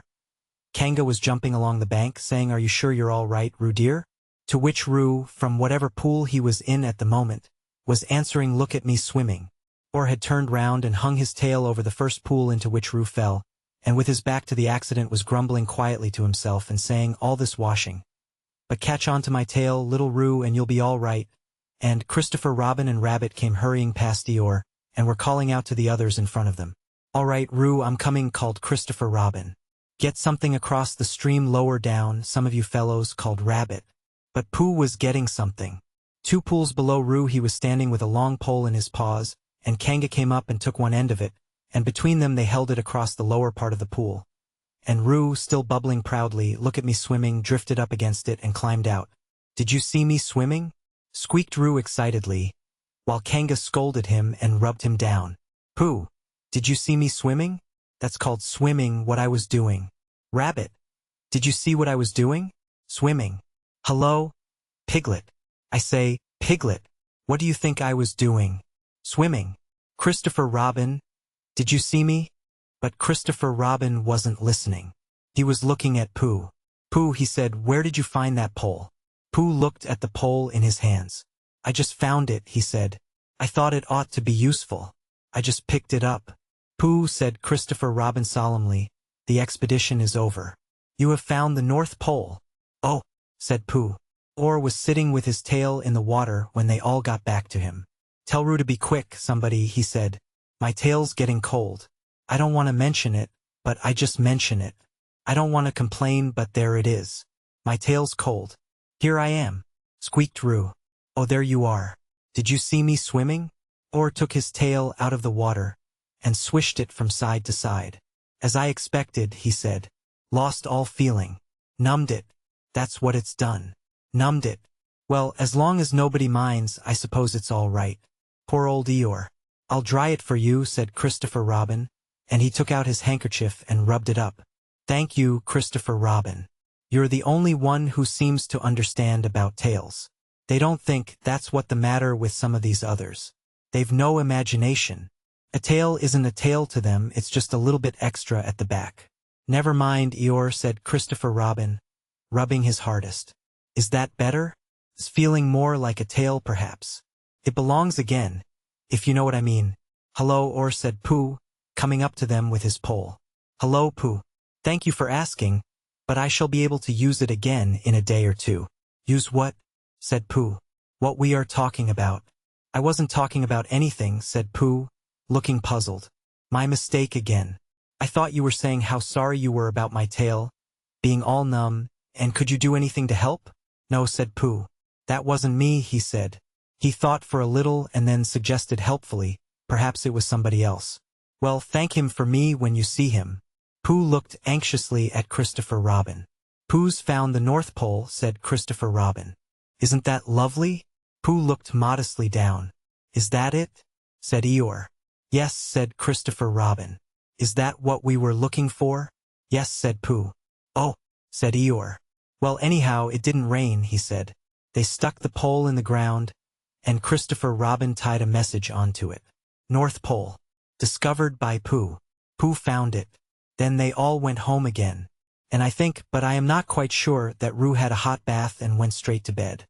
But Pooh went back to his own house, and feeling very proud of what he had done, had a little something to revive himself.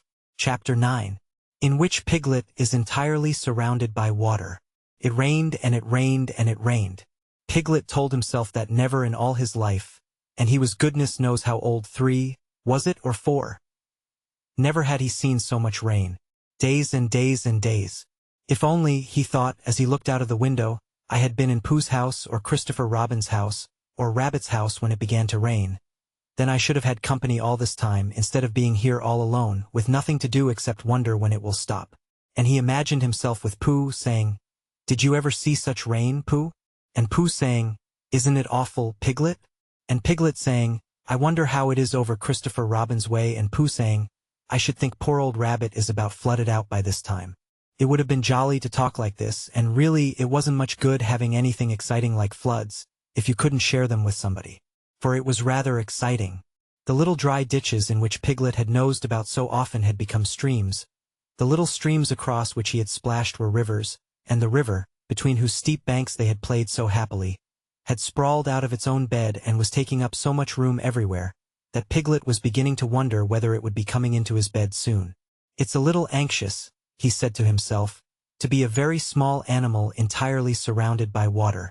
Christopher Robin and Pooh could escape by climbing trees, and Kanga could escape by jumping, and Rabbit could escape by burrowing, and Owl could escape by flying, and Eeyore could escape by making a loud noise until rescued, and here am I, surrounded by water, and I can't do anything. It went on raining, and every day the water got a little higher, until now it was nearly up to Piglet's window. And still he hadn't done anything. There's Pooh, he thought to himself. Pooh hasn't much brain, but he never comes to any harm. He does silly things and they turn out right. There's Owl. Owl hasn't exactly got brain, but he knows things. He would know the right thing to do when surrounded by water. There's Rabbit. He hasn't learnt in books, but he can always think of a clever plan. There's Kanga.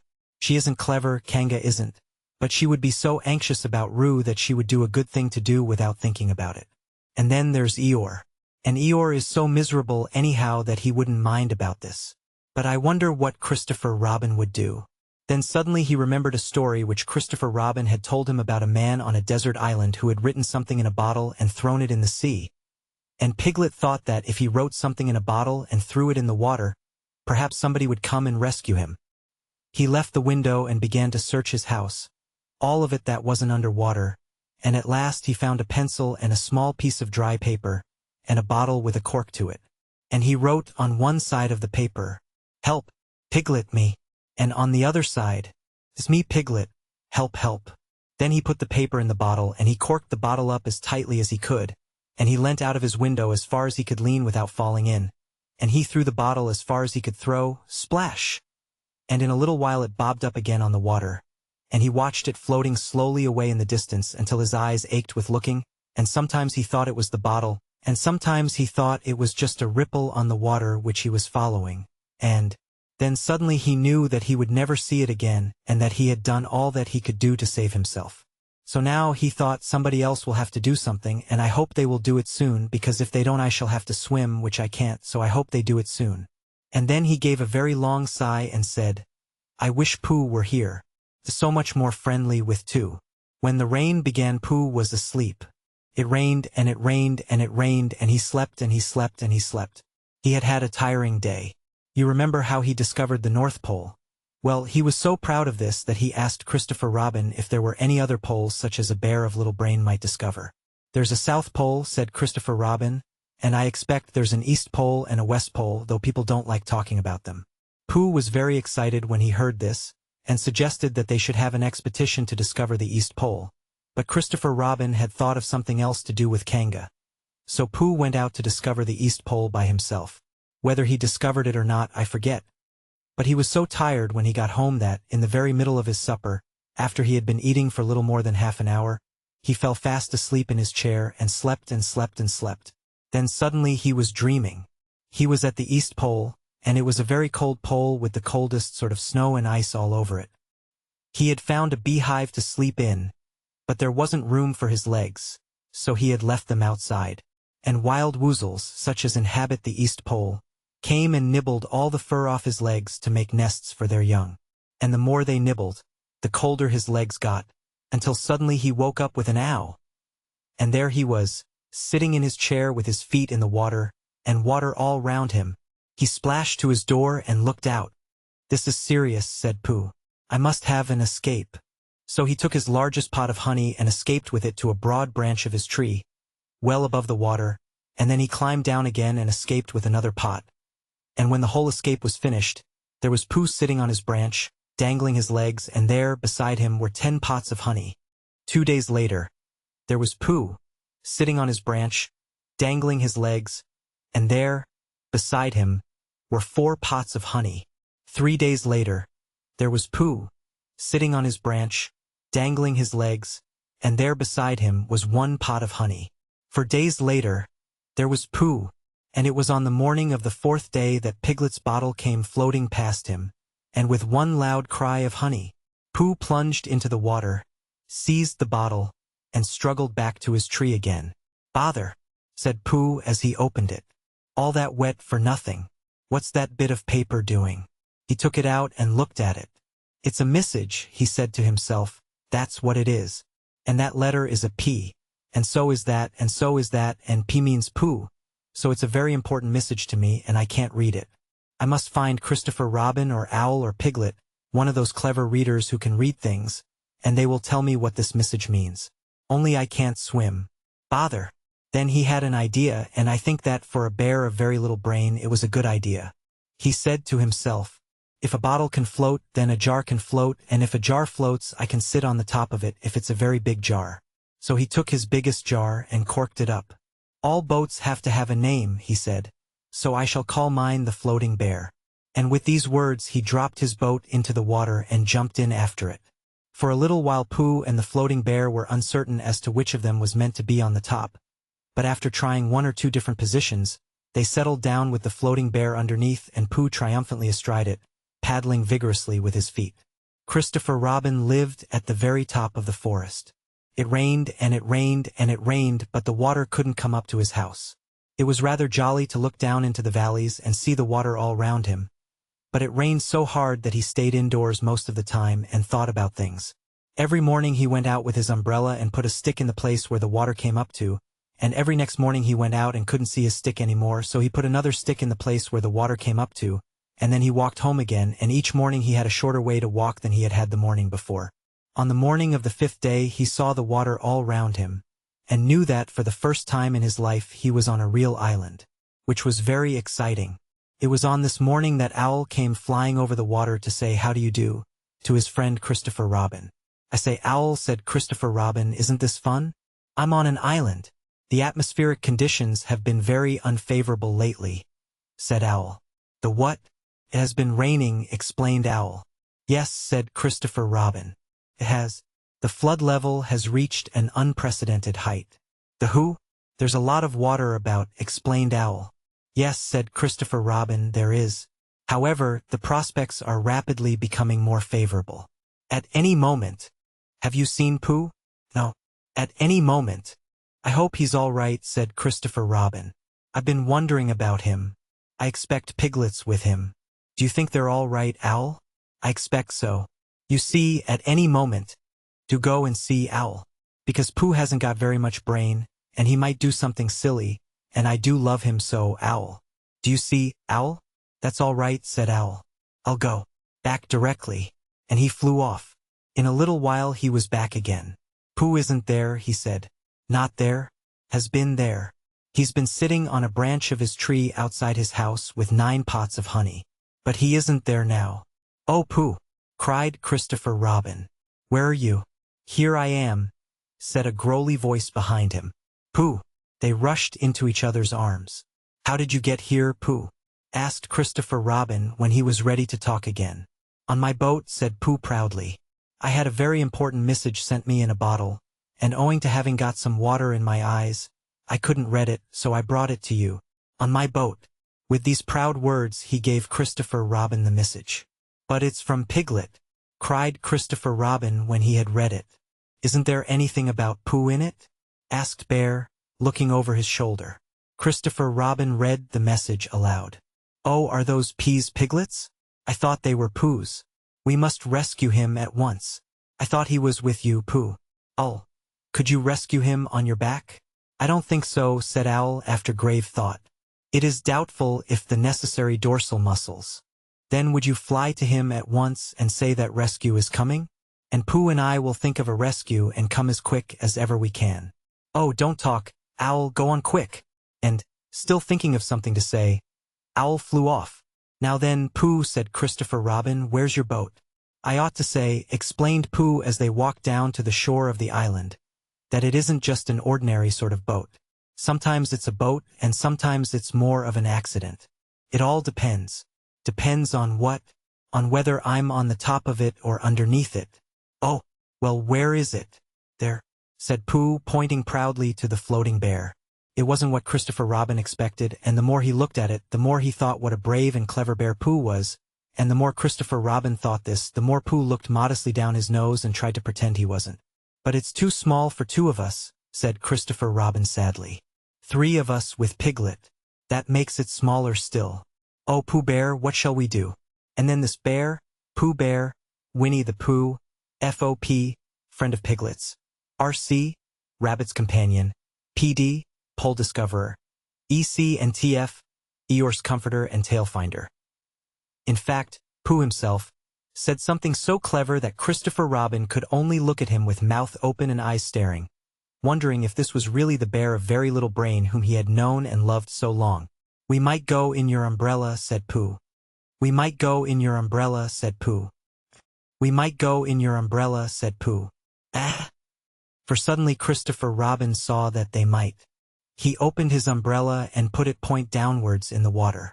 It floated but wobbled. Pooh got in. He was just beginning to say that it was all right now, when he found that it wasn't, so after a short drink which he didn't really want he waded back to Christopher Robin. Then they both got in together and it wobbled no longer. Owl felt that it was rather beneath him to talk about little cake things with pink sugar icing.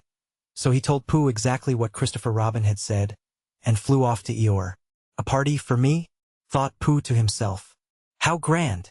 And he began to wonder if all the other animals would know that it was a special Pooh party, and if Christopher Robin had told them about the floating bear and the brain of Pooh and all the wonderful ships he had invented and sailed on.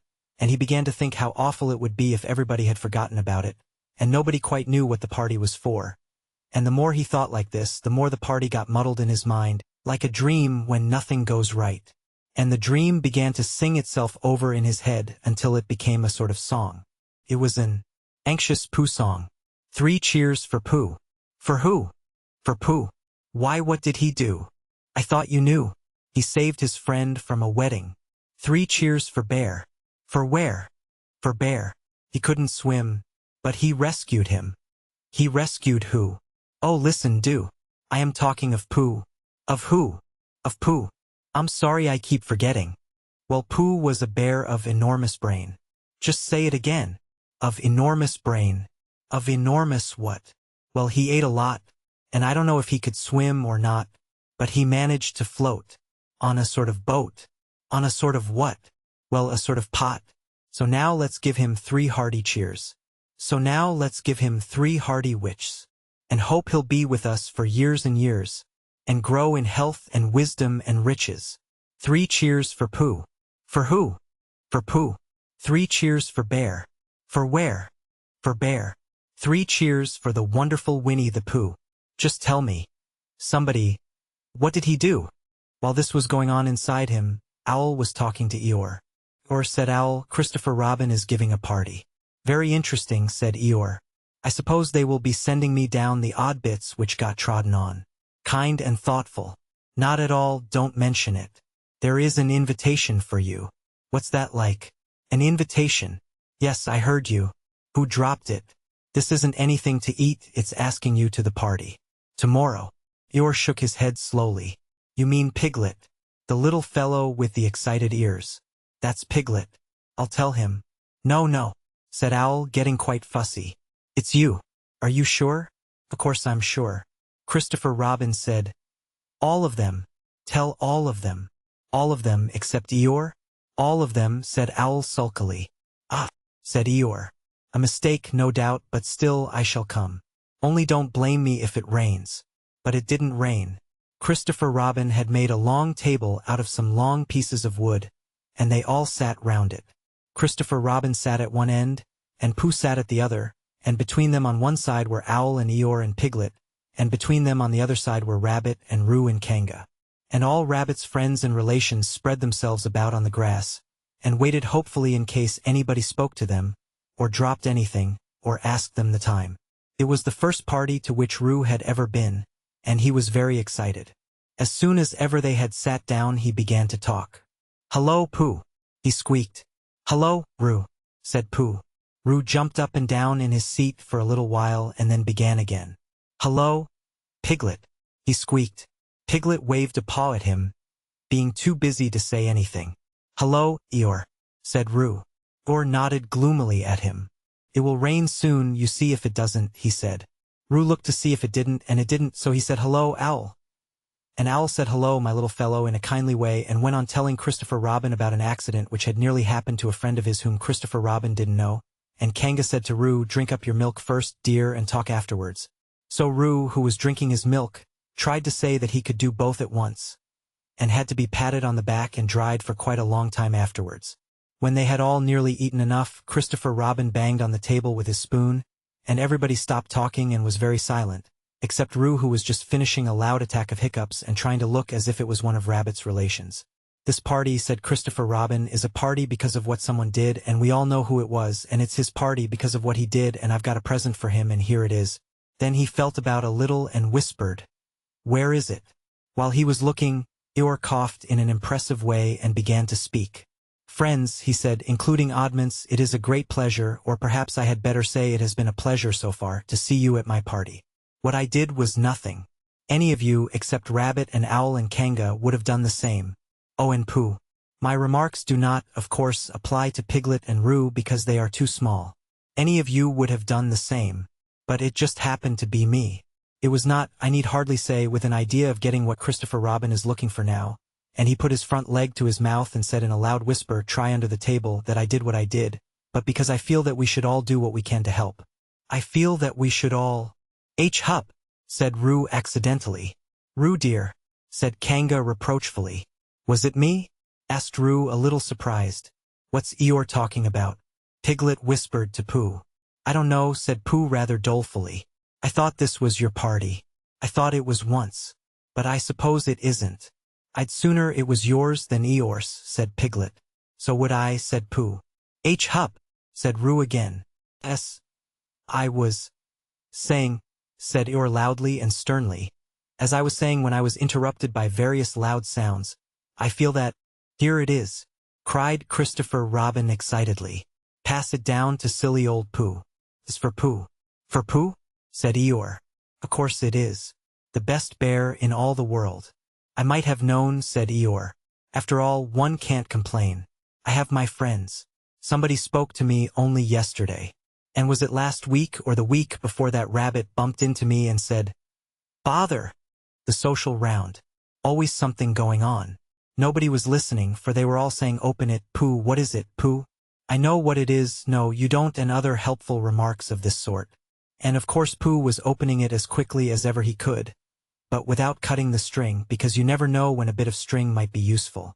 At last it was undone. When Pooh saw what it was, he nearly fell down, he was so pleased. It was a special pencil case. There were pencils in it marked B for bear, and pencils marked HB for helping bear, and pencils marked BB for brave bear. There was a knife for sharpening the pencils, and India rubber for rubbing out anything which you had spelt wrong, and a ruler for ruling lines for the words to walk on, and inches marked on the ruler in case you wanted to know how many inches anything was, and blue pencils and red pencils and green pencils for saying special things in blue and red and green. And all these lovely things were in little pockets of their own in a special case which shut with a click when you clicked it. And they were all for Pooh. Oh, said Pooh. Oh, Pooh, said everybody else except Eeyore. Thank you, growled Pooh. But Eeyore was saying to himself, this writing business. Pencils and whatnot. Overrated if you ask me. Silly stuff. Nothing in it. Later on, when they had all said goodbye and thank you to Christopher Robin, Pooh and Piglet walked home thoughtfully together in the golden evening, and for a long time they were silent. When you wake up in the morning, Pooh, said Piglet at last, what's the first thing you say to yourself? What's for breakfast? Said Pooh. What do you say, Piglet? I say, I wonder what's going to happen exciting today? Said Piglet. Pooh nodded thoughtfully. It's the same thing, he said. And what did happen? Asked Christopher Robin. When? Next morning. I don't know. Could you think and tell me and Pooh some time? If you wanted it very much. Pooh does, said Christopher Robin. He gave a deep sigh, picked his bear up by the leg and walked off to the door, trailing Winnie-the-Pooh behind him. At the door he turned and said, coming to see me have my bath? I might, I said. Was Pooh's pencil case any better than mine? It was just the same, I said. He nodded and went out, and in a moment I heard Winnie-the-Pooh, bump, bump, bump, going up the stairs behind him. Printed in Canada. By Warwick Brothers and Rutter, Limited. Printers and Bookbinders. Toronto. Transcriber's note. Near the end of Chapter 6, the reference to Kanga was modified to read, and every Tuesday Kanga spent the day with her great friend Pooh. End of the Project Gutenberg ebook Winnie-the-Pooh. Updated editions will replace the previous one. The old editions will be renamed. Creating the works from print editions not protected by U.S. copyright law means that no one owns a United States copyright in these works, so the Foundation and you can copy and distribute it in the United States without permission and without paying copyright royalties. Special rules, set forth in the general terms of use part of this license, apply to copying and distributing Project Gutenberg electronic works to protect the Project Gutenberg concept and trademark. Project Gutenberg is a registered trademark and may not be used if you charge for an ebook, except by following the terms of the trademark license, including paying royalties for use of the Project Gutenberg trademark. If you do not charge anything for copies of this ebook, complying with the trademark license is very easy. You may use this ebook for nearly any purpose such as creation of derivative works, reports, performances, and research. Project Gutenberg ebooks may be modified and printed and given away. You may do practically anything in the United States with ebooks not protected by U.S. copyright law. Redistribution is subject to the trademark license, especially commercial redistribution. Start. Full license. The full Project Gutenberg license. Please read this before you distribute or use this work. To protect the Project Gutenberg mission of promoting the free distribution of electronic works, by using or distributing this work, or any other work associated in any way with the phrase Project Gutenberg, you agree to comply with all the terms of the full Project Gutenberg license available with this file or online at www.gutenberg.org/license. Section 1. General Terms of Use and Redistributing Project Gutenberg Electronic Works. 1.a.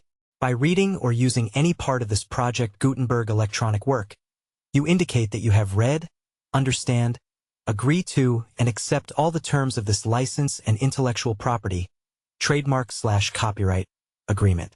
If you do not agree to abide by all the terms of this agreement, you must cease using and return or destroy all copies of Project Gutenberg electronic works in your possession. If you paid a fee for obtaining a copy of or access to a Project Gutenberg electronic work, and you do not agree to be bound by the terms of this agreement, you may obtain a refund from the person or entity to whom you paid the fee as set forth in paragraph 1.e.8. 1.b. Project Gutenberg is a registered trademark. It may only be used on or associated in any way with an electronic work by people who agree to be bound by the terms of this agreement. There are a few things that you can do with most Project Gutenberg electronic works even without complying with the full terms of this agreement. See paragraph 1.c below. There are a lot of things you can do with Project Gutenberg electronic works if you follow the terms of this agreement and help preserve free future access to Project Gutenberg electronic works. See paragraph 1.e below. 1.c.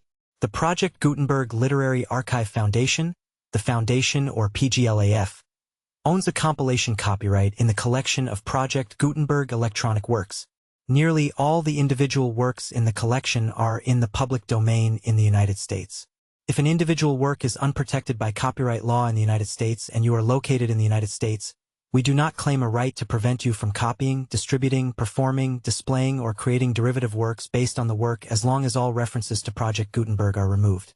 Of course, we hope that you will support the Project Gutenberg mission of promoting free access to electronic works by freely sharing Project Gutenberg works in compliance with the terms of this agreement for keeping the Project Gutenberg name associated with the work. You can easily comply with the terms of this agreement by keeping this work in the same format with its attached full Project Gutenberg license when you share it without charge with others. 1.d. The copyright laws of the place where you are located also govern what you can do with this work. Copyright laws in most countries are in a constant state of change. If you are outside the United States, check the laws of your country in addition to the terms of this agreement before downloading, copying, displaying, performing, distributing, or creating derivative works based on this work or any other Project Gutenberg work. The Foundation makes no representations concerning the copyright status of any work in any country other than the United States. 1.e. Unless you have removed all references to Project Gutenberg. 1e.1. The following sentence with active links to or other immediate access to the full Project Gutenberg license must appear prominently whenever any copy of a Project Gutenberg work, any work on which the phrase Project Gutenberg appears, or with which the phrase Project Gutenberg is associated, is accessed, displayed, performed, viewed, copied, or distributed. This ebook is for the use of anyone anywhere in the United States and most other parts of the world at no cost and with almost no restrictions whatsoever. You may copy it, give it away, or reuse it under the terms of the Project Gutenberg license included with this ebook or online at www.gutenberg.org. If you are not located in the United States, you will have to check the laws of the country where you are located before using this ebook. 1e.2. If an individual Project Gutenberg electronic work is derived from texts not protected by U.S. copyright law, does not contain a notice indicating that it is posted with permission of the copyright holder, the work can be copied and distributed to anyone in the United States without paying any fees or charges.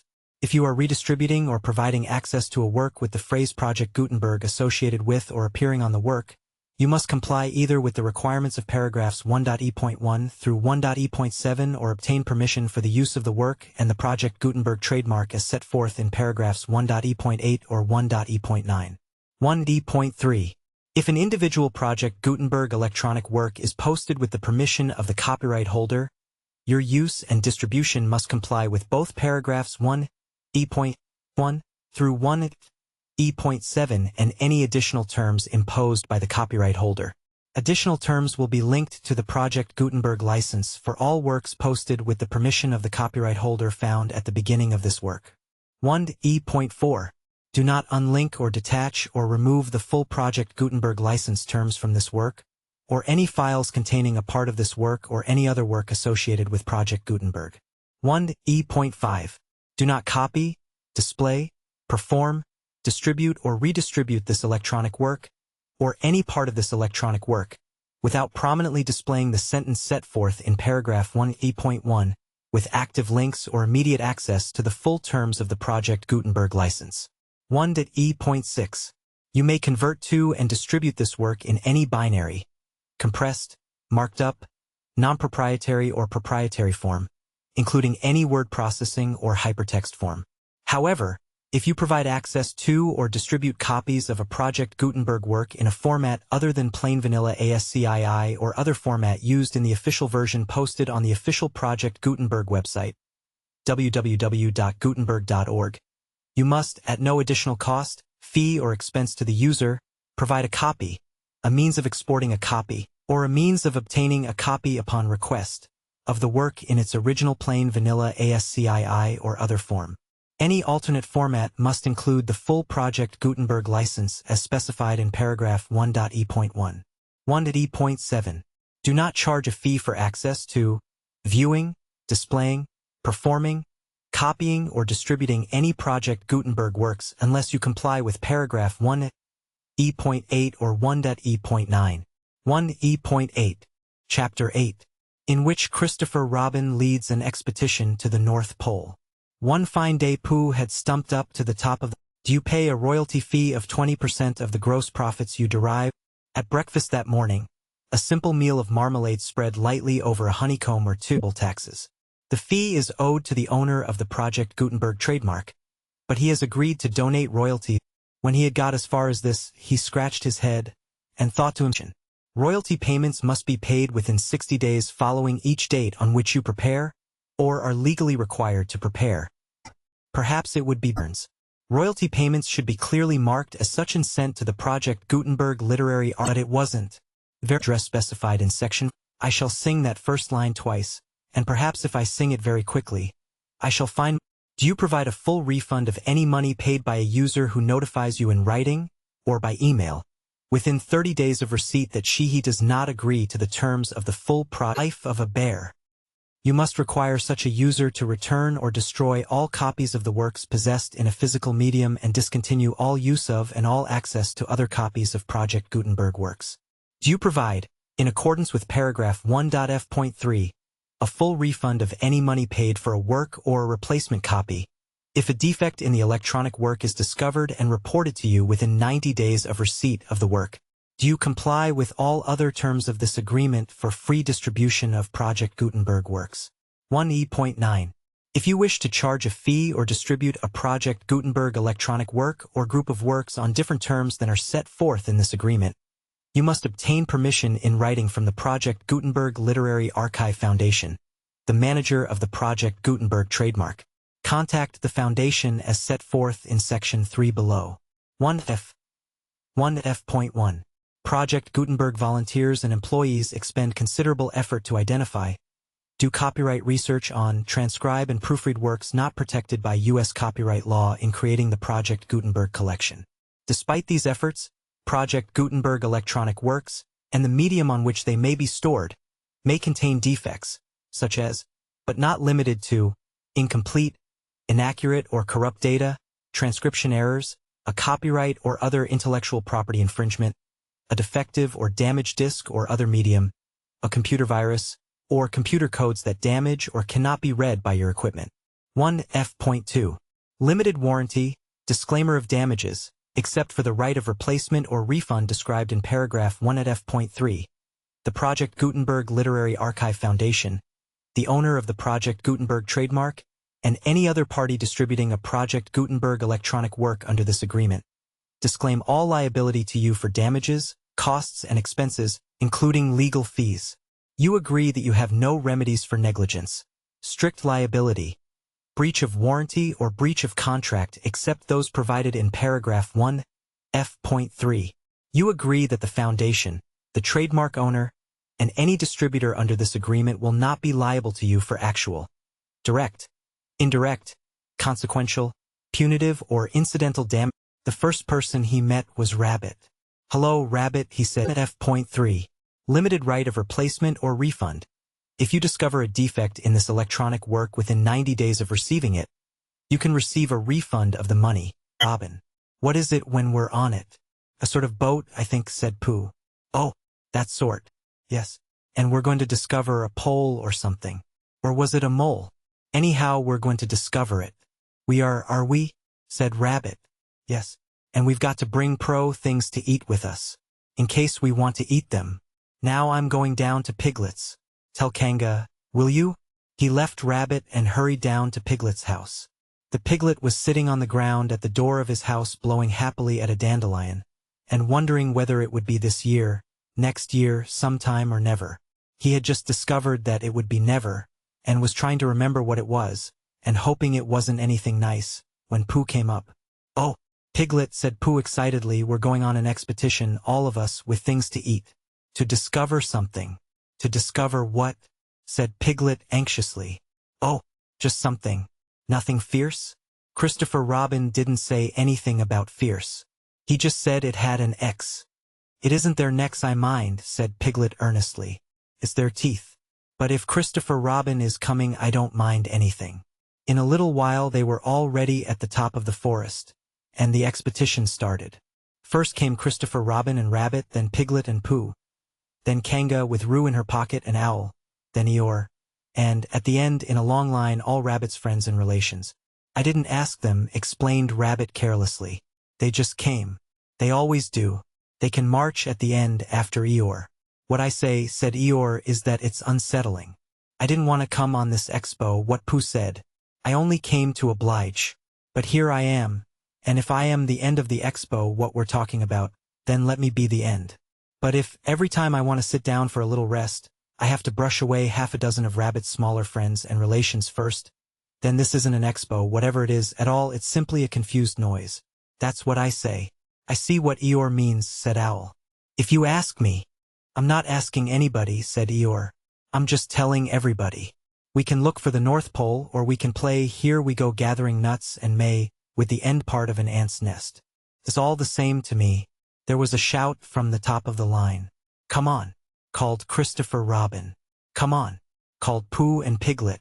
Come on, called Owl. We're starting, said Rabbit. I must go. And he hurried off to the front of the expedition with Christopher Robin. All right, said Eeyore. We're going. Only don't blame me. So off they all went to discover the pole. And as they walked, they chattered to each other of this and that, all except Pooh, who was making up a song. This is the first verse, he said to Piglet, when he was ready with it. First verse of what? My song. What song? This one. Which one? Well, if you listen, Piglet, you'll hear it. How do you know I'm not listening? Pooh couldn't answer that one, so he began to sing. They all went off to discover the pole. Owl and Piglet and Rabbit and all. It's a thing you discover, as I've been told. By Owl and Piglet and Rabbit and all. Eeyore, Christopher Robin and Pooh. And Rabbit's relations all went too. And where the pole was none of them knew. Sing hey, for Owl and Rabbit and all. Hush, said Christopher Robin turning round to Pooh. We're just coming to a dangerous place. Hush, said Pooh turning round quickly to Piglet. Hush, said Piglet to Kanga. Hush, said Kanga to Owl, while Roo said hush, several times to himself very quietly. Hush, said Owl to Eeyore. Hush, said Eeyore in a terrible voice to all Rabbit's friends and relations. And hush, they said hastily to each other all down the line, until it got to the last one of all.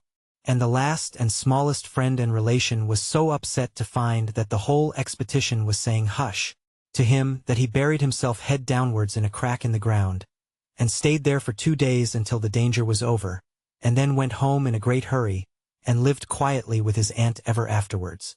His name was Alexander Beetle. They had come to a stream which twisted and tumbled between high rocky banks, and Christopher Robin saw at once how dangerous it was. It's just the place, he explained, for an ambush. What sort of bush? Whispered Pooh to Piglet. A gorse bush? My dear Pooh, said Owl in his superior way. Don't you know what an ambush is? Owl, said Piglet, looking round at him severely. Pooh's whisper was a perfectly private whisper, and there was no need. An ambush, said Owl, is a sort of surprise. So is a gorse bush sometimes, said Pooh. An ambush, as I was about to explain to Pooh, said Piglet, is a sort of surprise. If people jump out at you suddenly, that's an ambush, said Owl.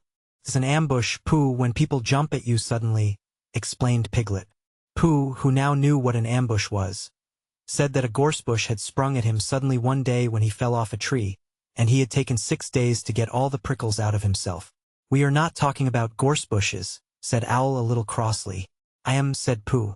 They were climbing very cautiously up the stream now, going from rock to rock, and after they had gone a little way they came to a place where the banks widened out at each side, so that on each side of the water there was a level strip of grass on which they could sit down and rest. As soon as he saw this, Christopher Robin called halt, and they all sat down and rested. I think, said Christopher Robin, that we ought to eat all our provisions now, so that we shan't have so much to carry. Eat all our what? Said Pooh. All that we've brought, said Piglet, getting to work. That's a good idea, said Pooh, and he got to work too. Have you all got something? Asked Christopher Robin with his mouth full. All except me, said Eeyore. As usual. He looked round at them in his melancholy way. I suppose none of you are sitting on a thistle by any chance? I believe I am, said Pooh. Ow! He got up and looked behind him. Yes, I was. I thought so. Thank you, Pooh. If you've quite finished with it. He moved across to Pooh's place and began to eat. It don't do them any good, sitting on them, he went on, as he looked up munching. takes all the life out of them. Remember that another time, all of you. A little consideration, a little thought for others, makes all the difference. As soon as he had finished his lunch, Christopher Robin whispered to Rabbit, and Rabbit said yes, yes, of course, and they walked a little way up the stream together. I didn't want the others to hear, said Christopher Robin. Quite so, said Rabbit, looking important. I wondered, it's only, Rabbit, I suppose you don't know, what does the North Pole look like? Well, said Rabbit, stroking his whiskers. Now you're asking me. I did know once, only I've sort of forgotten, said Christopher Robin carelessly. It's a funny thing, said Rabbit, but I've sort of forgotten too, although I did know once. I suppose it's just a pole stuck in the ground? Sure to be a pole, said Rabbit, because of calling it a pole, and if it's a pole, well, I should think it would be sticking in the ground, shouldn't you, because there'd be nowhere else to stick it. Yes, that's what I thought. The only thing, said Rabbit, is where is it sticking? That's what we're looking for, said Christopher Robin. They went back to the others. Piglet was lying on his back, sleeping peacefully. Roo was washing his face and paws in the stream, while Kanga explained to everybody proudly that this was the first time he had ever washed his face himself. And Owl was telling Kanga an interesting anecdote full of long words like encyclopedia and rhododendron, to which Kanga wasn't listening. I don't hold with all this washing, grumbled Eeyore. This modern, behind-the-ears nonsense. What do you think, Pooh? Well, said Pooh, I think, but we shall never know what Pooh thought. For there came a sudden squeak from Roo, a splash, and a loud cry of alarm from Kanga. So much for washing, said Eeyore. Roo's fallen in, cried Rabbit, and he and Christopher Robin came rushing down to the rescue. Look at me swimming, squeaked Roo from the middle of his pool, and was hurried down a waterfall into the next pool. Are you all right, Roo dear? Called Kanga anxiously. Yes, said Roo. Look at me, SW. And down he went over the next waterfall into another pool. Everybody was doing something to help. Piglet, wide awake suddenly, was jumping up and down and making ooh, I say noises.